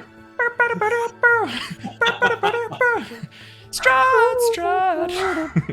Quick Curse of Strahd. Have you seen any good anime? It always has a My just dog's a barking massive me for that. hype intro, Yeah. and then it wants to kill you. That's true. That's true. All right, I'm going to give you the pan flute because I don't think you got the pan flute, do you? Cool, I can flute. You can flute. All right, you're a Flout flautist. even. There you go. You've got Hi, you've got your flute. starting equipment. Oh my god, the Yikwilla. It's hilarious. Alrighty. Lumi. That's alright, I'm not doing the sax guy anymore, I promise, I've stopped. Hey. Oh my god, I'm still in trouble. Unbelievable. Come here. Up, up. This reminds you of Lonely Island. Fucking play something, sax man. Love it. You know when we're I wanted quoting to say that, but I didn't want to be rude. Tom, you can tell me to play something. Oh, and you thank can you. you can also respond with fucking sax guy as well. That's absolutely okay. Fantastic. Alrighty, so I think that'll do. how are we doing with character backgrounds, instruments, starting equipment? I can't see anyone else's character sheets missing anything. That's all looking good otherwise. Yes. Yeah, I think I'm on. I've the worst optimized build of all time. Ready to roll. Let's have a quick look at your character sheet I'm just so that I excited. can enjoy how unoptimized you are. I really want to get the full effect. We've got strength of 13, dexterity is 8, constitution's 8, intelligence is 12, wisdom 16, charisma 16. Okay, so you're going for a very interesting druid build. Yep. A very charismatic druid. Yep. Cool. I love it. No. I love it. And the good thing is to remember as well that you have advantage on saving throws against spells, being a satyr. So that does come in handy for a lot of this stuff. So Yeah, that's really good. Not the end of the world. Your 7 hit points does concern me a little bit, but that's okay. Yeah, I think hit Well, points level hasn't 1, quite yeah. gone. No, it has. Yeah. That's right. Yep. Yeah. Oof, the wizard has more health than the druid. Wow, I have a 9 in con, Thomas. Yeah, he's got -1. that's abysmal. That's actually abysmal. Look, I could probably sink some charisma and get my con up, but see, the plan is to wild shape, in which case none of the physical stats Yeah. actually matter. Yes, exactly. So Yeah, in that case, then that's you what could I'm take going 1 for. off your strength. You don't need 13 strength.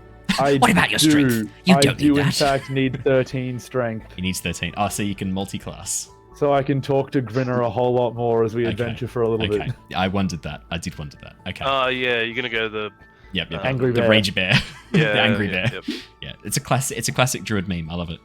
Alrighty, so we've got all of your characters made. Now's the time to weave together a little bit of a backstory for all of you. Now, the idea is I'd like to have some common thread that is woven through the tapestry of your lives that binds you all together in some way or another.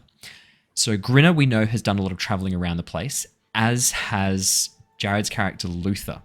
So, and there is also... They're both humans as well. They're both humans. Yeah. They both are wearing very similar garb. And on top of that, I've noticed that my design of their face actually has some similarities. Now, Wait, because what? this is... There are some similarities in the design of their face as well in the artwork that I did. Right. So, here's what I'm thinking. Luther, can you tell... in a metagamey way now, we're outside of the Right. roleplay. Can you Okay, tell us yep. what race you are playing? So I'm actually a Dhampire, so Yes. half vampire, half human. Yes. Mm. Okay. I personally do kind of like the idea because we know that given your history, to be able to own a fire hand and the way you're dressed, you are probably someone who's come from means and from money. But having access to guns and being well trained in them probably means you're a bit older than you look. Quite a bit older. Gunpowder's kind of fallen out of favor a little bit over the last sort of like 80, 90 years in Nostea as magic has kind of taken over a bit. The advancements in gunpowder Right. have fallen behind as magic has sort of pushed to the forefront of interest in expedition. So to be interested in that, to have proficiency in that, to have such highly skilled training in that would indicate that you might be a little bit older. Does that fit in with your idea of Luther? That he's actually yeah, maybe 100%. older than what... So for everyone looking at him, he probably looks more like 28, but he's a lot closer to 210. Okay, fantastic. Still only got perfect. to level 1. Yeah. Yeah, Well, I know. here's what I'm I thinking. thought about that. Here's what I'm thinking. I wonder if you've been asleep for a bit of time, maybe having run out of blood or been That's betrayed. why I was or... thinking, Mm. as I was having my guy go around doing things, he definitely got the training up in guns and stuff, so he has some means to protect himself. But his investigations and stuff around towns weren't like I'm clearing out dens of vampires. I'm doing more like odd jobs. Like I might come to a town and they might just ask me to like just maybe be on watch for like a week or something for bandits or something, like some very simple things. Maybe even go to a town and they ask me to do the plumbing. Or You're something an like air that. tasker. It's You know, awesome. Yeah. More of an odd jobs. Like I'm definitely an investigator. I still try and take those ones. I'm a but vamp tasker. I also like to do odd jobs because I need money. Yeah. Okay. Well, Because I even mean, though I come from means, I am not so. I like you personally so don't have the wealth. the backstory is without getting too metagamey, because he's a Dhampire, when he sort of turned into half vampire, he felt like a little ashamed, so he doesn't really see his family much, and he's sort of excluded himself. Something else that could So, explain that as yeah. well is if you've been maybe in the past you were a bit higher level, but your transformation into a Dhampire has robbed you of some of your strength and skills, has corrupted you in some ways, and pulled you back, and you're still sort of learning to handle these new Dhampire instincts. Maybe that transformation took a bit of time. Maybe that wasn't something that happened instantaneously. Maybe there was a period where you were in like a could comatose state or a be- status where it was thought It you were could be dead. like instead of me maybe honing my skills in those adventures, maybe it's me just trying to find a cure. Relearn. Yeah, okay, yeah. So it's not so much, it's not, like I do these odd jobs to keep alive, but I'm searching for a cure. I'm not really honing my skills per se in combat and such. I'm just going around, like employing my investigation skills and going from town to town, trying to find something to help me. And in that sort of like goal, I sort of came across Lysander, the goddess of the sun, who actually was able to help me halt the vampiric disease. So maybe that's how I'm sort of thinking now. Like I've been journeying around doing odd jobs to keep alive and keep myself fed. And that actually might help prove you to Lysander as well. Sort of he's given you this gift to help slow the infection, but you need to prove yourself worthy of that as well. Yep. And by helping people, by going around assisting people, because he's a lawful good god. Yeah. That is a way of proving your worth. Yeah, that actually works really nicely. Okay. So that makes sense for me to still be around, but be a level 1, because I'm not so much like doing a lot of like. This is probably my more foray into combat now, I guess, like moving forward. But like, I have had experience in it. Yeah. Just been doing a lot of odd jobs, helping out people, and trying to find a cure. So that's probably leans it more into my investigation stuff. Okay, so you've been traveling around a bit. We know Grinner has been doing a lot of traveling around as well. I think it's definitely not out of the realms of imagination that you two have actually bumped into each other in one of these towns. Grinner traveling through, looking for a place to kind of escape from your past. Would that be fair to say, Grinner? Yeah, absolutely. You've mentioned a few times that you're an ex-soldier, so I'm getting the sense the X is the strong part of that sentence. Where did Grinner grow up? Wherever you did. Where I did. Well, I did grow up in Oxenfurt. Okay. Yeah, I think that he came from Oxenfurt. His family's from Oxenfurt, but he left there into the mercenary life. So basically, like I got bitten, and then that's when I left Oxenfurt. So 28 years I was in Oxenfurt, and then I left. Yeah, and that was 180 years ago, if my math is correct. Yes. Yeah, give or take. Yeah. So like 3 generations ago. Cool. And Grinner's mum is still in Oxenfurt, and that's where all his money is funneled. He just looks after his mum and makes sure her rent's paid and everything. So she could be like your great niece or something. Well, me and Owen are talking about this. Yeah, we did a bit of a hypothesis. I said it would be pretty funny if I was like your great uncle. Yeah. Yes. Pretty much. So I said potentially. So your name was Archibald, obviously Grinner, but potentially Archibald's great grandfather's brother. Yeah. So great uncle. Yeah, great uncle. Cool. All right. Jared, we'll just say great uncle. Yeah. If you're born first, wouldn't you be the uncle then? Yeah. That's right. Jared's the great uncle of Grinner. Yeah. He's the grunkle. He's the grunkle.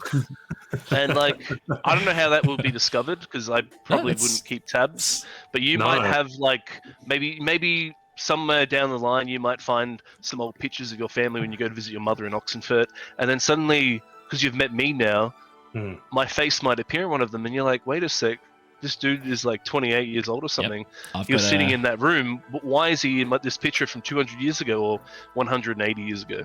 Yep. Well, you said you were from a family of means. It wouldn't be surprising for someone to turn mercenary after their family loses that. Exactly. Yep. And I'd say that's probably been excluded. Yeah. Yeah. I was going to say I've been excluded from it, so I haven't really had much of a play in how the families went after I left. When I was there, we were definitely a noble family of means, but over time, who knows what might have happened. Alrighty, so we've got you two a little bit figured out. Let's move on to the 2 people who spend a lot of time in the wilderness, because again, we've got 2 people spending a lot of time in similar environments. We've got Theodore. Yep, we've got Theodore who lives in the wilds, and we've got Tithla who hunts in the wilds.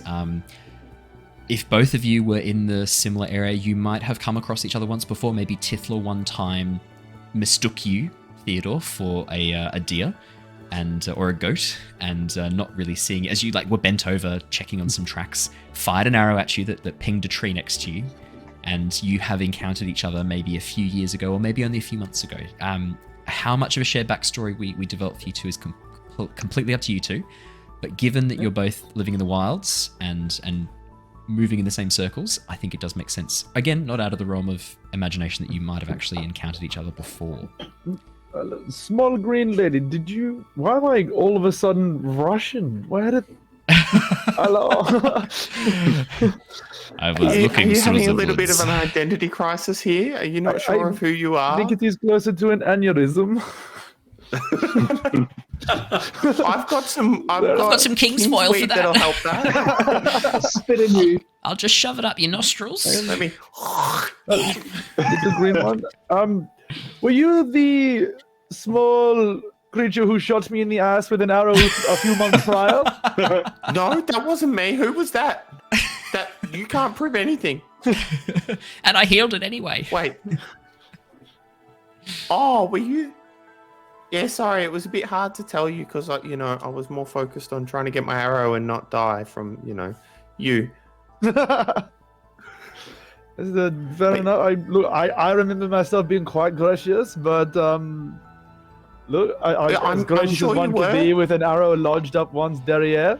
I'm loving this. I'm loving this. Before you go too much further, did you want to have met each other or stayed in contact after that? Or is it literally just this one chance encounter in the past where you're like, oh yeah, I shot him in the ass. And then I ran away. That's right, I remember that.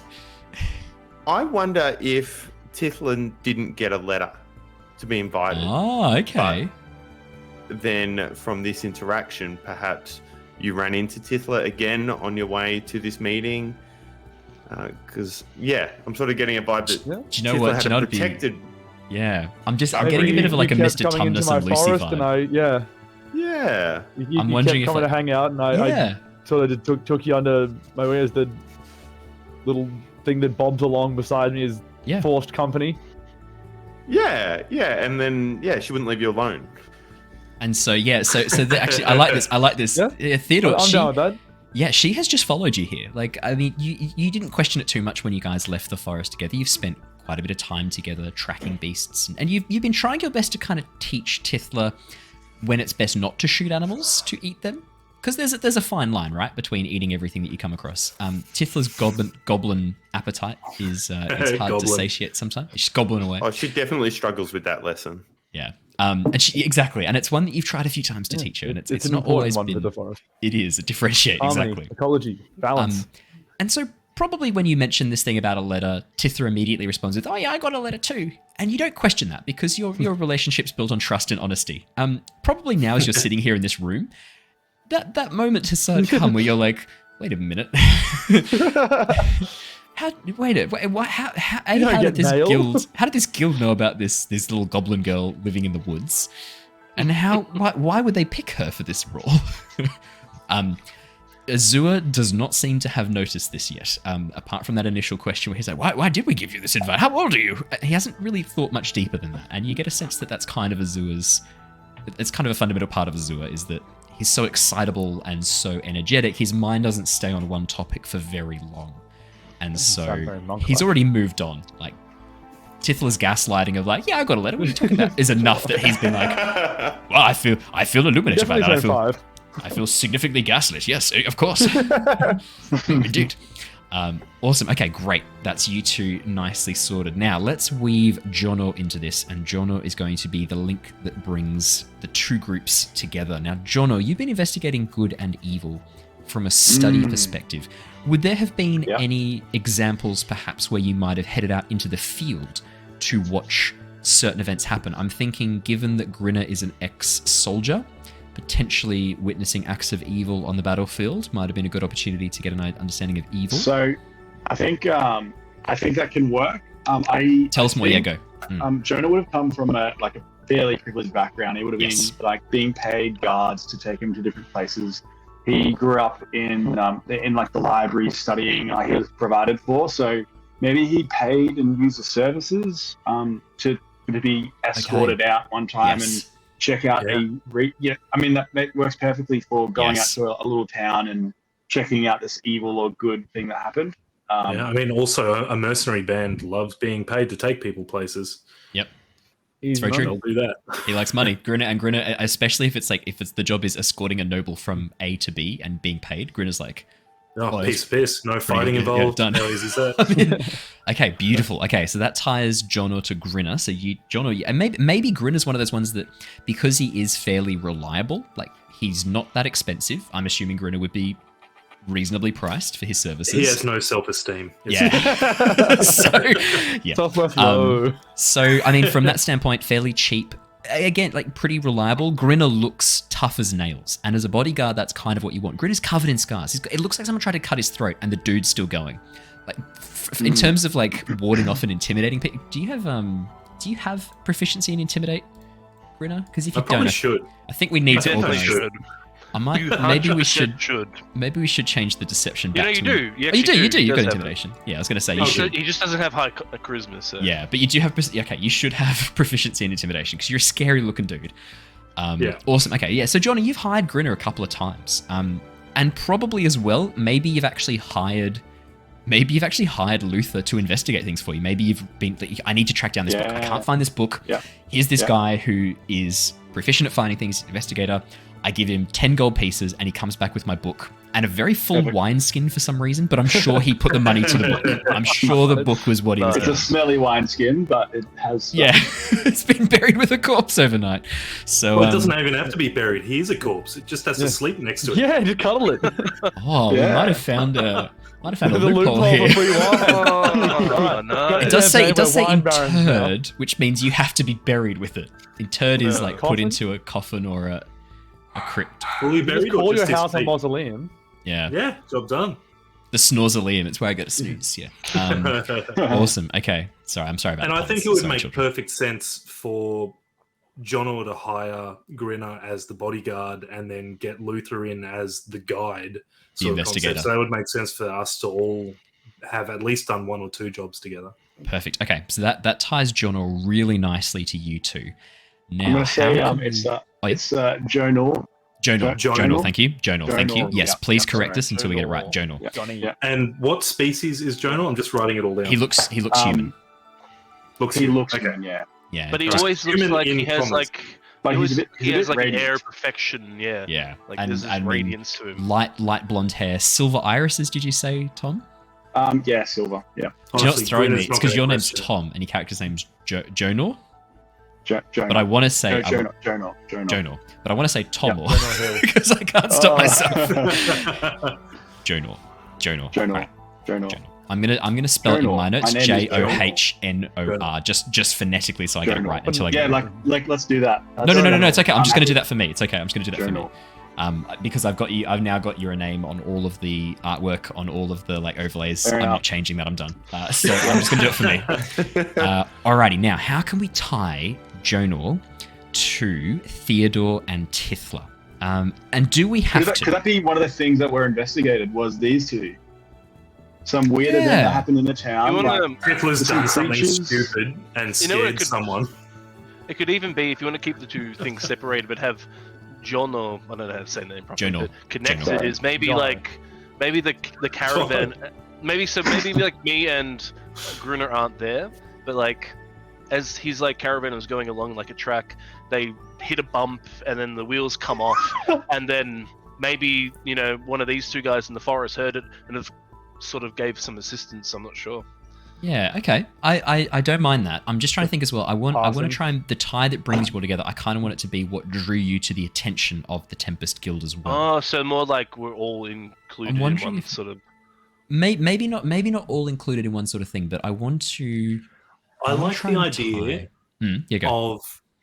So let's just assumption that Tithla's known Theodore for a little while, like maybe even before the letter came about. Definitely before the letter came about. They've known each other for a bit now. Yeah. If Tithla did something stupid and scared somebody, and Theodore has tried to help Tithla get away with whatever it was, there was like some false alarm that someone. And it's been misconstrued as like a monster attack. And now we're investigating some. Yeah. I mean, I know you were joking, Haz, about earlier, like you're not going to Scooby-Doo it too much, but actually your shared backstory is that you're Mystery Incorporated. Goblin riding in on a bear into a town. It's literally, going to be a goblin warlord coming in. It was a goblin girl all along. Yeah, and I would have gotten away with it if it weren't for you bloody humans. Yeah, nice. But the fact I can't transform into a bear. Exactly. Can't prove it. Okay. No, I like that a lot. But okay. I could if I wanted to. No, that's awesome. I like that. That actually works quite well. So Tithla, let's say, actually, I'm gonna. Yeah, I reckon maybe Tithla, you came across an owlbear that was already dead. Skin of an owlbear, very, very useful. But being quite a small goblin girl, carrying all that owlbear skin, and obviously you want to take some of the head home with you as a trophy, you're sort of holding the head above your head, the rest of the cloak wrapped around you of this owlbear skin. As you came through some bushes, townspeople saw what looked to be an owlbear approaching their tiny settlement. Chaos ensues, panic ensues. This monstrous, floating owlbear head that seems to drip blood as it goes. This monstrous creature. These are simple folk. They're not used to this. You hearing the screams, you sort of get a bit panicked and you drop into a bush trying to hide. Because you are so stealthy and so dexterous, you disappear. So from their perspective, it's a ghostly owlbear. It has vanished in front of their eyes with no warning. This causes some alarm. What do you think, Jacob? I can see you thinking. Yep. On that, Tithla would have heard all the commotion and then dropped it and then gone to help. Yes. See what the problem was. Yes, so she's blood. innocent.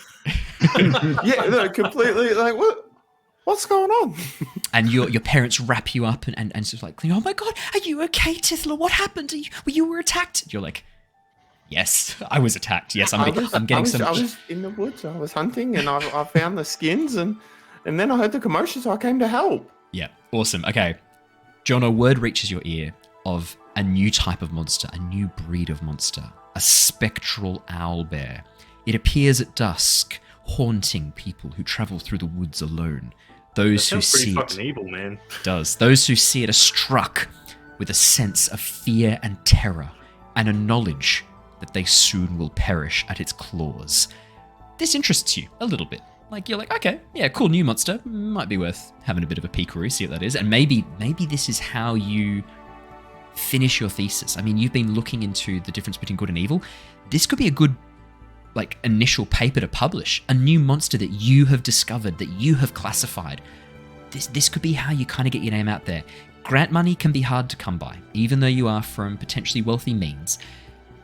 How old did you say you were? You were sort of like early 20s, I think you said? Yeah, let's go. Okay. Let's say 22. Your father, Human years. Your father is not stoked with your interest in this academic pursuit. He sees this as a bit of a waste of time. He wants you to follow in his footsteps as a merchant. You have been threatened to be cut off by your family if you do not seek gainful employment and throw away this waste of your time. This is how you get grant money. You can prove your father wrong. You can get a grant. You can be funded by the Oxenfurt Historical Society to investigate this new creature. This is how you make your break, and this is how you prove to your father that he's wrong. That's right. You got daddy issues now. Sorry about that. I didn't mean that. That's how it happens. Surprise, daddy issues. He can do it. Yeah, They usually are a surprise. Yes. So you head out there with Grinner. Obviously, you want to make sure that if you're going to be attacked, the dude is covered in scars. Yeah, exactly. Like, the dude is covered in scars. Like, he's probably taken I'm a going to do it before. myself, but I'm going to use my parents' money to protect me while I go and do it. Yes, and you're going to also hire Luther to investigate while you stay in the town where it's a bit safer. You had a small $1 million loan. Yeah, a small loan of $1 million gold. I like that. Look how this 22-year-old got into the property market. Yeah. That's right. I've built Turnip Tower. So as you have a bit of an explore, Luther, a bit of investigate, you actually stumble across Theodore, who's wandering the woods, recognizing an opportunity to maybe get some local knowledge, some cloven hoofs on the ground, as it were, to get some information from Theodore. You question him about this mysterious owlbear. Theodore's not heard anything about this weird owlbear, and just as you're questioning, a little goblin girl steps into the clearing, hears you talking about this owlbear, and goes a bit pale and looks a little bit nervous as you come in. Tithla, did you have anything to do with this owlbear? No, I was just out hunting, and then I came, and there was all the commotion, and I was very scared. But did you see the owlbear? No, I don't think anyone saw it. It's really weird, Theodore. She's wearing a lovely new cloak. It looks to be made of owlbear skin. How? This could only be a coincidence. I am sorry, sir. It appears you have wasted your good time coming out here. There is only. This isn't a ghost owlbear. This is just a normal owlbear. It was a ghost owlbear that was the problem. Gaslighting again. I love it. Inside No, check? Tithla believes that. Yeah, Tithla believes that. That's fair. Yeah, let's get an insight check.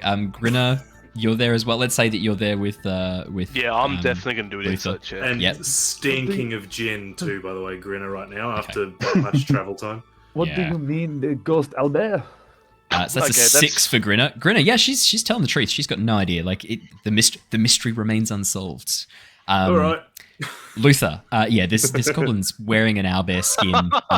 I mean, 2 + 2 = 4, right? So she's looking pretty nervous. Not to Grinner, it does. No, I sort of Checks out. Yeah. I'll walk up. I'll sort of squat to lower my self to the goblin's height. Well, so you didn't see nothing at all. I didn't see anything. So Answering the question honestly, I like it. can I ask a quick question? Yeah, I can't say if I know this or not, but Sorry, An I thought you were going interesting- to ask a quick question. Sassy. right. Got a cheeky little bish. What happened to my home? This is So- my home. You are just following along. Yeah. What You is Straight. You live in that farm, remember? We covered this. You're meant to go back to there, but you're still here. Oh, yeah, I forgot It's been about that. 6.5 months now. Your parents are worried. Pretty worried. I was accused of kidnapping at least 3 times. No, it's Borat. It's Borat. Yeah, At least that's 3 Borat. times. Not times. Not Oh the my God. kidnapper, all the Oxenford. I'm sorry, what was your quick question? We got this subject. So, why do you have a owlbear cloak? Well, it's mine, you can't have it. The skin. Oh, I just found it. Oh, where did you find that? It was just on the ground. Just points. Given your previous insight check, Luther, she's not lying. She's keeping some parts of the story to herself, but I mean, she's not lied yet. You But did not she's murder not- this, Albert? She's not trying to be deceptive or leave things out. It's just sort of a youthful innocence of. She answers directly the question. Well, that's the question. It was on the ground over there. What more do you want? Did How did you harvest said cloak from the owlbear? Well, yeah. How else would I get it? Of course I did. And did you have a part to play in its death? I mean, I was there after it. Did you We have talked about this. have a part in the death? Killing the forest creatures is not a good thing. Oh wow! I didn't do it man. this time, Theo. I Is didn't. that not I'm nice? bored right now. I can do that. Do you know what? It's kind of inevitable. I get it, man.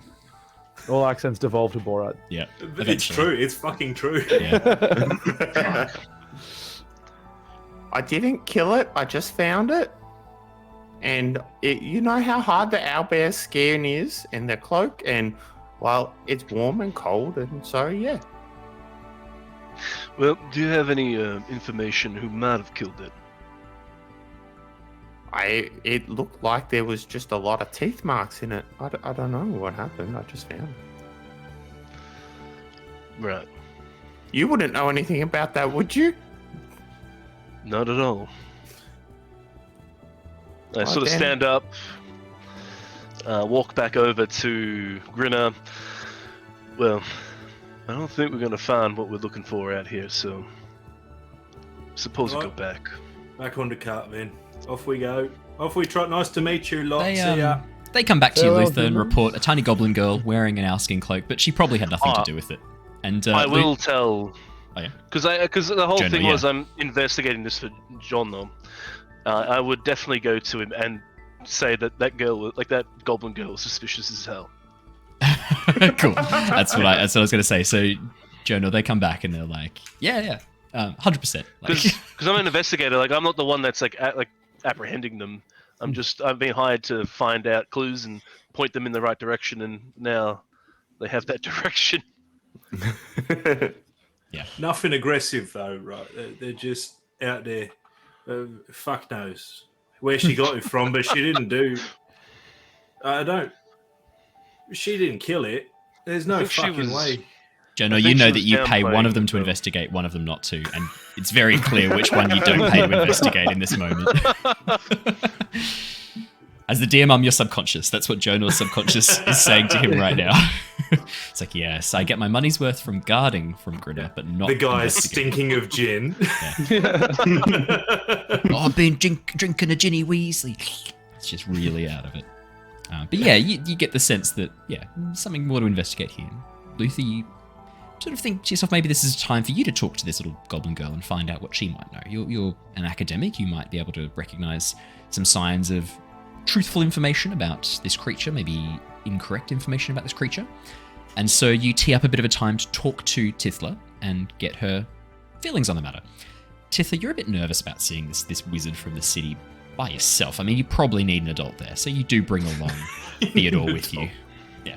Not the parents. I feel like I'd probably bring Mum for this one. You bring Mum for this one. All right, great. Well, I'm going to be your Mum for this one. So your Mum is a mid-40s human woman, auburn hair, quite pale skin, some freckles across her cheeks, quite calloused hands from working in the fields. And as you guys like walk into this room that Jonor is renting in the inn, it's like she's bringing you to the principal's office, and you got to like explain your behavior, young lady. And as she sits you down, she looks at Jonor and goes, I just want to say that she's really sorry for whatever it is that she did.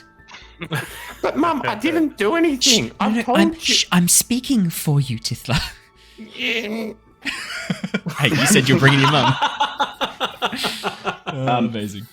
It's completely okay. As long as you're okay, that's all that really matters. I just want to sort of understand what was going on. Where was this heavenly owlbear? Can you tell me a little bit about this? The mother? Did you see the owlbear by any chance, or was it? Yes, I did see it. We were actually looking for Tithla. She'd been out missing for most of the day. She had not done her chores for the morning. Tithla, you still actually need to go back and do those tomorrow, please. I said I'd do them in the afternoon. Well, did you check that with your father? Yep, he said I could. He probably did, actually. To be fair, we were in the fields trying to find Tithla, and suddenly I heard these screams coming from the eastern side of town. And as I looked over, I saw this lifeless head, mouth agape, beak open wide, sightless eyes covered in. Wait. Sorry, blood. Mum. What side? The eastern side? It's the eastern side of town. No, that's where I was. There wasn't anything over there. Oh no, there was, sweetie. It was this like apparition, like this floating head, and then suddenly, when people started screaming, it just dropped and disappeared. Mum, we've spoken about this. Out of the two of us, who's got the gooder eyesight? Why are you gaslighting me, daughter? This is. I was there. Why are you gaslighting me, daughter? It's a t-shirt. It's a t-shirt. She doesn't say that. Obviously, she doesn't say that.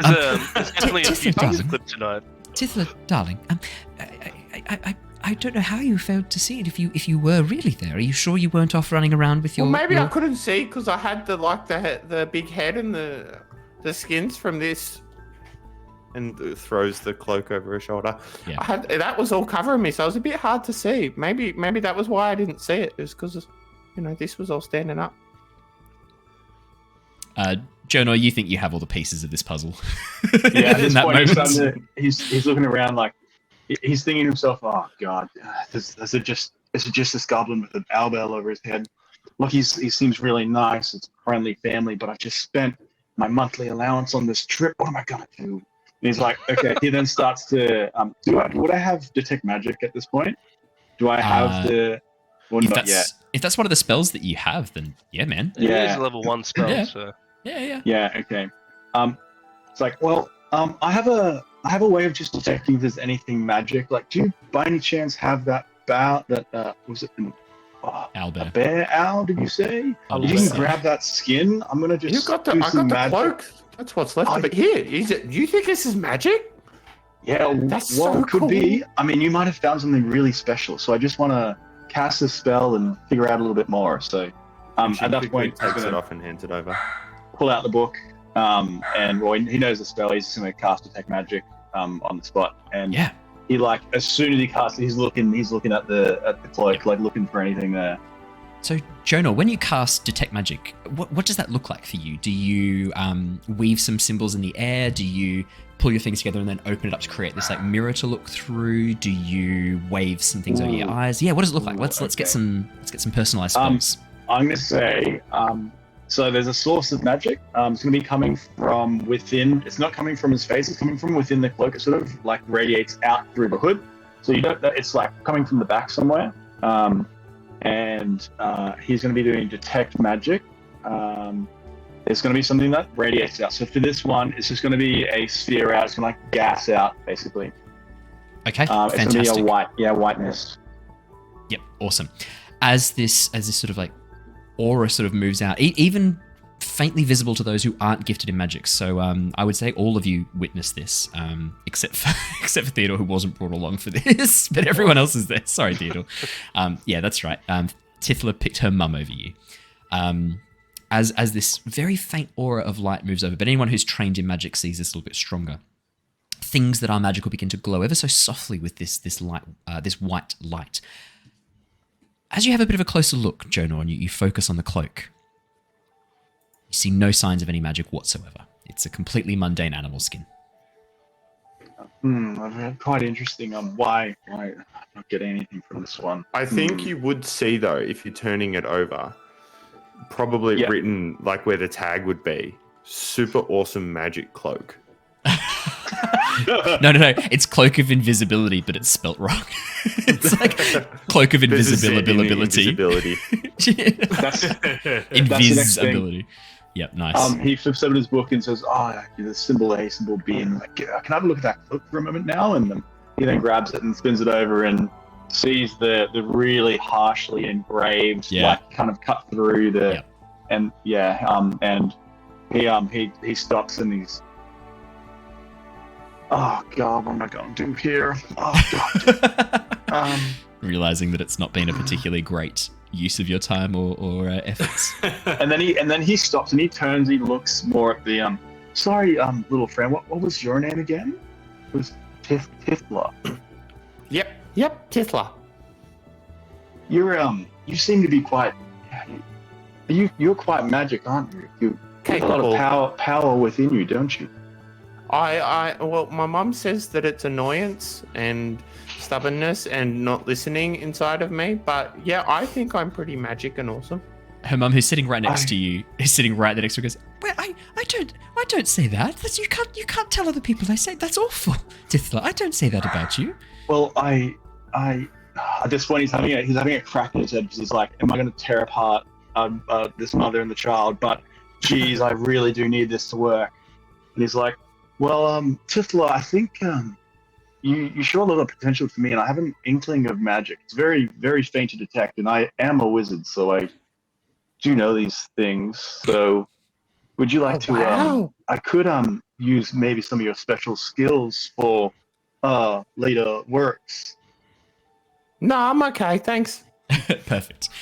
Because we do know that Tithla does follow Theodore to Oxford. So actually, apprentice, are you? it is quite funny that like as you guys meet in the room, Jonor, as you look over and you're like, oh, Jonor, sorry. As you look over, you're like, wait, that's the goblin I tried to recruit who turned me down, like turned me down cold previously, like 6 months ago. He's going to try and step it up. Okay, he's got the cantrip of light is one of the inherent racial traits of an Aasimar. He's like, well, I think there's actually some bit of glowing from inside of your what's he wearing right now? How is he dressed? She's wearing sort of a yellow tunic underneath and then a light blue overcoat. Jacob, how would you describe? I think when you were describing it to me, you said quite light. Yeah, very light in wears, colourful, but colour earthy, more naturey than earthy. Yeah. Okay. What my goal here is when he puts on the cloak, I'm using my light cantrip, touch part of the cloak inside, and I'm going to try and make it look like he's glowing from the inside. That's his way, Jonah's way out of making him believe he's got some sort of power within him. Okay, so Jonor, as you cast light on this cloak, Tithla, you put the cloak on, suddenly the cloak's glowing with this holy, effervescent, golden light that shines about, I think it's 10 feet that it shines brightness. Yeah, it's a short light, yeah. It's not very long, but it's this holy, radiant glow around you, Tithla.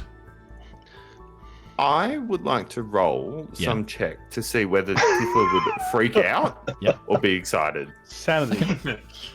Sanity check. Oh my lord. I'm not going to make you roll a sanity check. No, do you know what? For the sake of it, can you please roll me a sanity check? So this is you confronting something that you do not understand. I have set the DC. DC set. Could you please roll me a sanity check? So click on the skill, and it will show the. It will do the skill.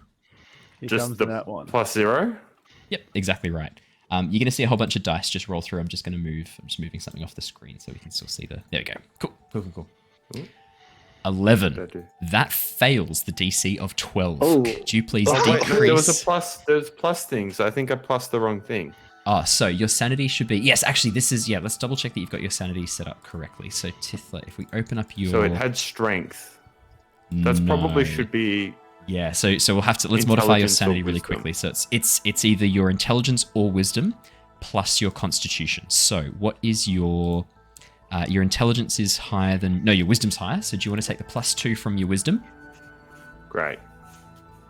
So, and then your constitution is also +2, so you get a +4 to every sanity roll that you make. So that's in there, and I've now fixed that up. I will fix up all of your character sheets and add your custom sanity. So let's do that really quickly. Okay, so that would have been a 14. 14 passes, yeah. So you pass your sanity check with ease. I yeah, should you- +10, my bad. Wow, +10s, that's a lot of sanity. Ignore that. That's okay, I will. Jonor, yours is +5. I'll just go through and add all of your sanities right now really quickly if you're happy for me to just quickly do that. Yeah, Please go for you that, guys keep sure. role-playing in the background while I add those in. Okay, so I would have casted the light cantrip on the inside of the cloak. When it goes on, it radiates from like his shoulders, sort of down around his head and down to the ground.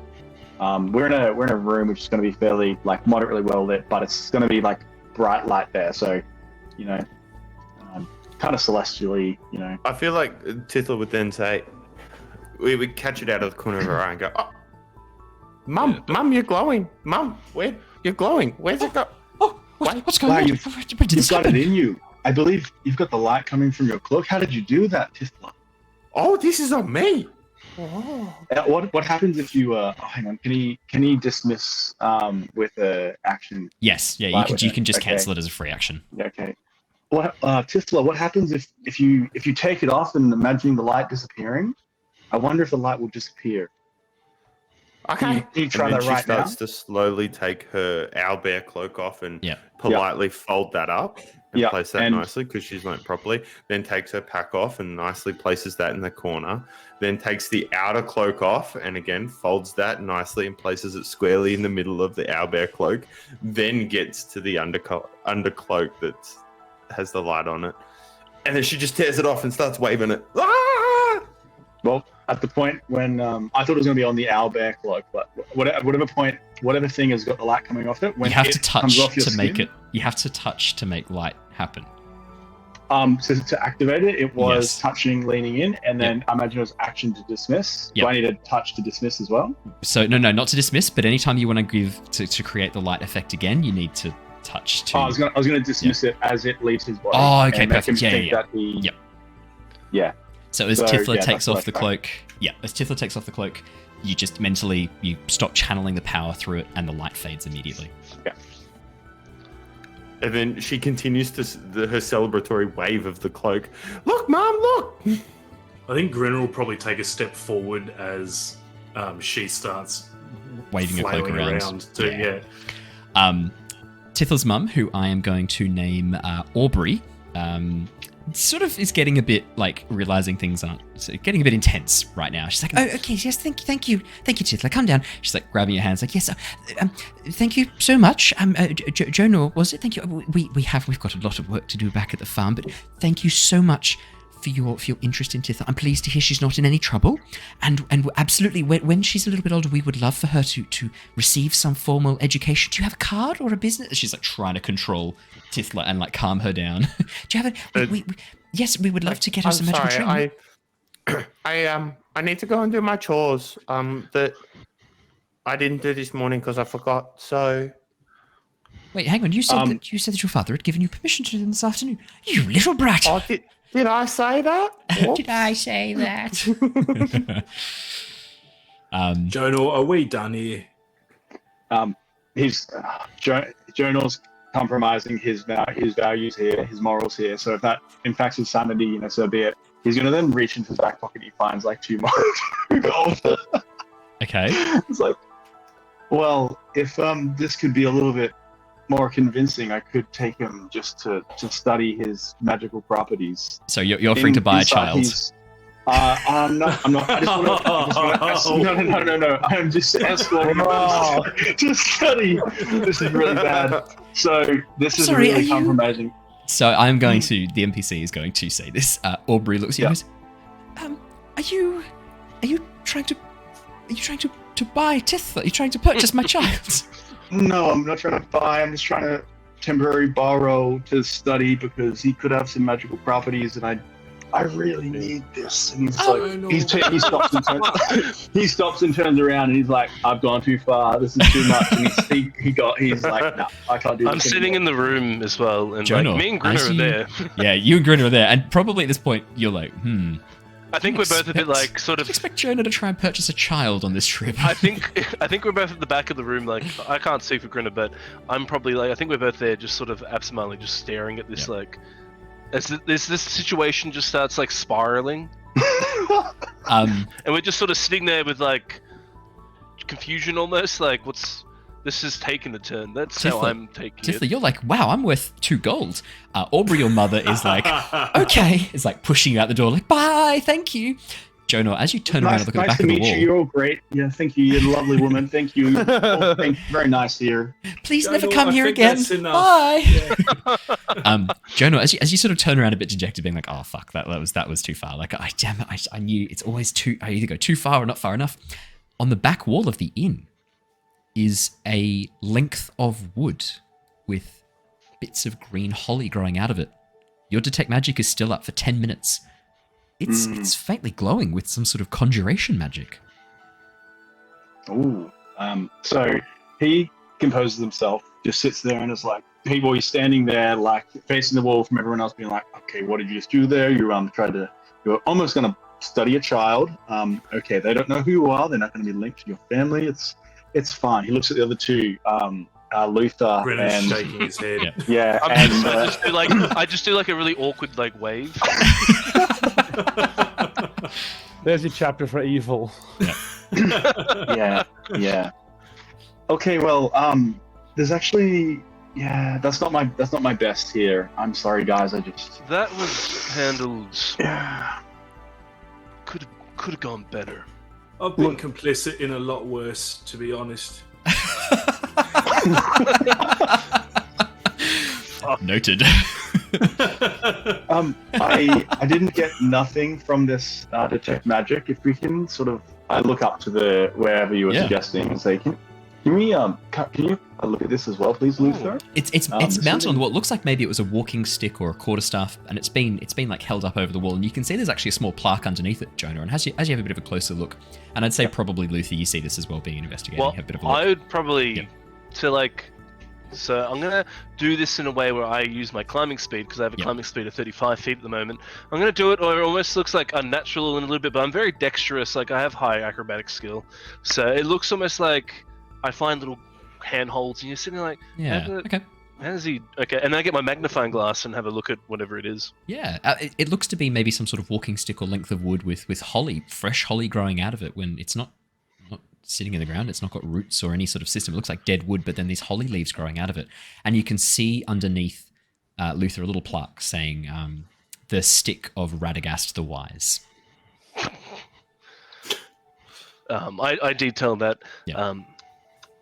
So yes, this staff, I should say, the staff of. Wait, Radagast so this has a bit of magic to it, does it? Yeah, it does. Yeah. I noticed the type of magic, or was it? I'm not sure what. Conjuration. I noticed a little bit of conjuration magic on this. Are you familiar with conjuration? It's like I'll let you go first. Sorry. Probably not a huge I'll be amount of magical honest. training. Yeah, no. Yeah. I've probably heard. I've seen magic before, of course, and on my travels, but I'm definitely Your experience, not, magic breaks things or makes things, and that's like your definition of magic. I definitely don't. I don't have any magic prowess. But I'm going to look around and see if it traces to anything. Yeah, you can't pick up any faint. You're sort of not getting any sense of it. But as you have a bit of a closer look, the fact that these leaves are growing on this staff, that's weird. That's definitely that's probably magical.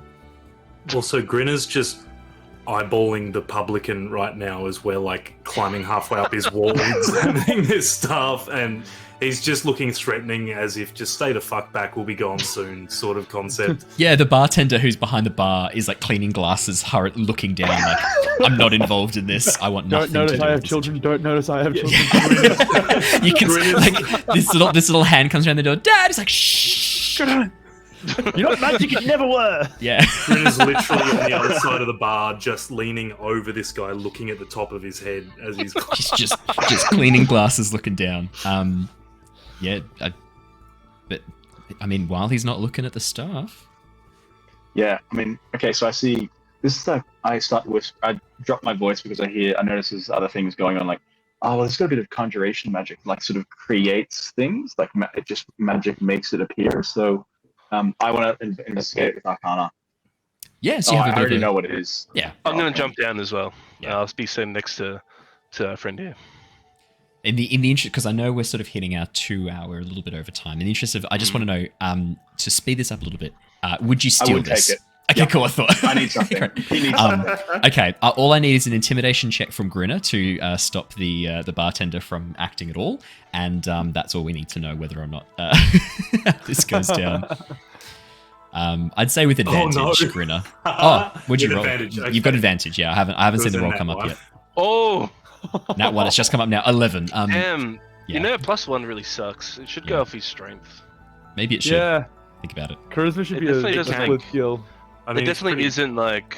It isn't like he's like. That's You're not not being his like charismatic prowess. about it. Yeah. Do you know You're what? just covered in it's scars. You just sit there. intimidation. You- Yeah. I You've think the you've rule is persuaded that me. intimidation can be charisma or strength. Oh, really? I like that idea. I don't know how to change it, but I You've like persuaded that me. idea. I'm gonna do it. I'm doing it now. So we're gonna switch it to skill stat override strength. There you go. Right. So Roll that's a again. +5. So no, you don't need to. You can keep the previous one. So you rolled a 10. +5 is 15. That is Cool. you just better. Grinner just stares at this bartender unblinking. Like one eye blinks and then the other eye blinks. Yeah. And Behind his tiny little glasses. yeah, but the magnified, so the eyes are like bug-eyed looking down at him. The bartender's just like, I think I need to fetch a barrel of ale from the cellar. You Yeah, two, you do that. You three, stay. You please enjoy some comforts. I will be back in half an hour. And he Look, sweetheart, I'll look after your fucking bar. he disappears below. Jonor, you take the staff, you take it back with you to Oxenfurt and study it.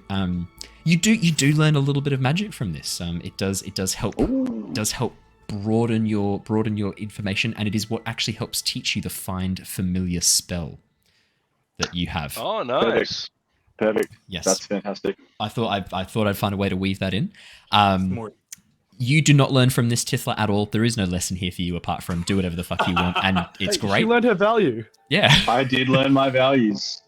No, you didn't. Tithla learned that she was $2. valued at 2 gold pieces. Tithla learned her values. Yeah, You learned nothing. you get to go back and tell a great story to your good friend Theodore, who believes probably about 60% of it because your version has a dragon appear halfway through, most likely. And at the The end, least believable thing is that someone would offer 2 gold pieces for it. It's at least 3 Would you silver. say that? For you to leave me alone. Would Theo say that? No. But not directly to me. Yeah, it'd be more. Harrison the player would. I Theodore say it the to the character. trees. Yeah, later on. So when you are all brought together again in the sitting room of the Oxenfurt, of the Oxenfurt chapter of the Tempest Adventuring Guild, the Nighthall manor, there's sort of a moment of shared recognition around as you all know each other. Now, what we're going to do to wrap up is each of you is going to say a little introduction. I would like you to, and I'll give you an example. Essentially, all I need you to do is to introduce who you are, the player, who you're playing, and like if you want to say their class, or if you want to say, and I'm skilled in stealth and traversing the wilds, or if you want to say I'm a ranger. You can also say your race if you like as well. You can say, like, for example, I am Azur. I am an Aasimar monk, the Way of the Open Fist. If you've got a subclass. You guys don't have a subclass yet, so we might save that subclass bit for later on. And if you also want to add a little bit about your character history, you're more than welcome to. But if you want to keep it nice and short and sweet, probably the easiest way to do it is just say, "Hi, I'm Owen. I'm playing Azure, an ASMR monk who is skilled in hand-to-hand combat," and that's all you guys need to do. So there's no pressure, and this will be playing at the intro to every single session that we run, so that you guys don't have to introduce yourselves every single session. So don't stuff it up. Yeah. You've got infinite goes, so don't get too panicked. Now I've got all your cameras open and large on the screen, so that I can see you all super easily. So if we want to start, who's ready to rock and roll? I can see Raph looks ready. Fuck it, I'll do it. Go. Raph, please introduce yourself. Do you want to do my Dungeon Master one first? I can do a Dungeon. Yeah, go on. Hey there, I'm Owen. I'm the Dungeon Master of this ragtag group of heroes and victims. Oh, sinister. Yeah. Oh, that's it. That was short. It's nice and short. I don't want to talk too much about me. I talk enough in these things. It's true. Hi, my name is Raph. I am playing Grinner, a barbarian human, running from his past as an ex-soldier, now turned mercenary. Beautiful. Who's ready to go next? I can see Jacob leaning into his microphone. Sure. Hi, I'm Jacob. I'm playing Tithla, the Goblin Ranger. She is a wonderful hunter and medical genius. Medical genius is a stretch at level 1, but I'll allow it. I'll allow it. Awesome. Jared, you're a dab hand. Off you go. Perfect. Hey everyone, I'm Jared. I'm playing the character of Luther in this campaign. He is a fighter that specializes in firearms, and yeah, a bit of an investigator. He's a Dhampire, and I am the great uncle of Grinner. Perfect, absolutely. And Tom, you got a big smile. Let's wipe it off your face. Off you go. I won't fail this one, definitely. G'day, I'm Tom. I am playing Jonor, the Aasimar Wizard. He is on the quest to learn a little bit more about good and evil in the land, as naively as he goes about this. Fuck that one. God. No, that was fine. That was really good. That was fine. All right, go again. I'm recording, so I'll take the second one. So let me just do this so I know which one I'm taking. Take 2. Has the stream ended? No. No, it wasn't. Great. Right. We've had someone comment a fighter that specializes in fighting. Who said fighter that specializes? Did someone say that? If they did, I missed it, and I'm so sorry. I don't think I said that. Firearms, a fighter that specializes in firearms. I'll make sure it's really clear in the audio recording if I need to. Oh, was it not clear? Did it sound like No, I did sound clear to me. LG gun sounds going. I'll have the American flag wave up behind you and like a cowboy hat on. Yeah, he's already got a cowboy hat on his character art. It's like one of those like political ads for like American politics. I'm a fighter who specializes in firearms, and I'll fight for you in Parliament. All Liz Trust, I'm a fighter, not a quitter. That's it. Tom, please, would you like? If you want to have another go, you can. That's what was in my head when he was talking. Yes, I think you just heard fighter that specializes in fighting, but you definitely said fighter that specializes in firearms. So it's all G. Okay, thank God. Right. Take 2 for Tom. Okay. G'day, I'm Tom. I'm playing Jonor, the Aasimar Wizard. He is on the pursuit of good and evil, finding out the best and worst in this world, and he's doing that with a little bit of naivety and optimism. Perfect. Love it. And bringing up the rear with his goaty little legs. It's Theodore! Yeah. Hi, I'm Haz. I'm playing Theodore the Satyr Druid, who's a kind of a charismatic druid who's sort of unwillingly taken Tithla under his wing as she's followed him through the forest for the past few months. Perfect. Awesome. I'll actually do my genuine serious one. I was joking when I was like, you guys are my victims. And I'm we were all joking too. That's okay, cool. All right, we all get to go again. Someone said you should do it in your characters' voices. Nah, I'm happy for you guys to do it as you play voices because you're introducing yourselves and your characters. Yeah, I like the way they did their names and then put the accent just on the name and character. That's good. That is good. Maybe we can. Too bad I didn't do that. Oh well. Or me. No, all good. If anyone wants to re-record them, let me know now. We can. No pressure. I think your intros are really good, and we will re-record them again when you hit level 3 because you will say your subclass as well. So it's only going to be for the next couple of sessions. So don't panic. Yeah, that's fine. Right, and I will do. And I'm Owen, the Dungeon Master of our Curse of Strahd campaign. Perfect. That's it. Awesome. Well, I think that's everything we needed to touch on for our session 0. We will start up the story with session 1. I'm actually pleased we got to do a little bit of roleplay and a little bit of backstory creation with your characters tonight. That was awesome. I had something a little bit different in mind, but this worked out way better. So I'm updating my new session 0 rules to basically do this instead. What did you have in mind, out of curiosity?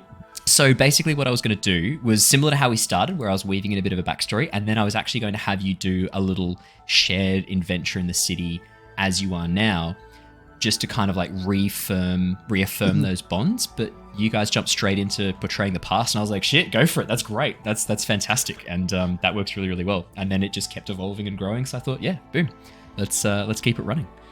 And I really liked it. I thought it was brilliant.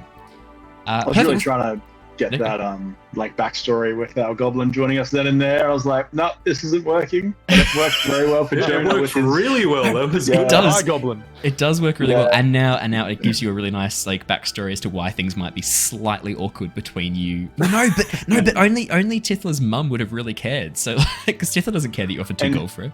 I think Jonor sort of realizes that. It's like, oh wow, the world isn't simply good and evil. It's like he straight fell into that. Yeah, maybe it's a good lesson. Yeah, that people are capable of great good and great evil in different situations. Sometimes when they're in a lovely bar in a small village, they might find themselves trying to buy a child. It just happens. It doesn't happen to anyone. Yeah. It can happen to anyone. Hijinks, really? Well, the consolation prize. The consolation prize is that he also stole the stuff.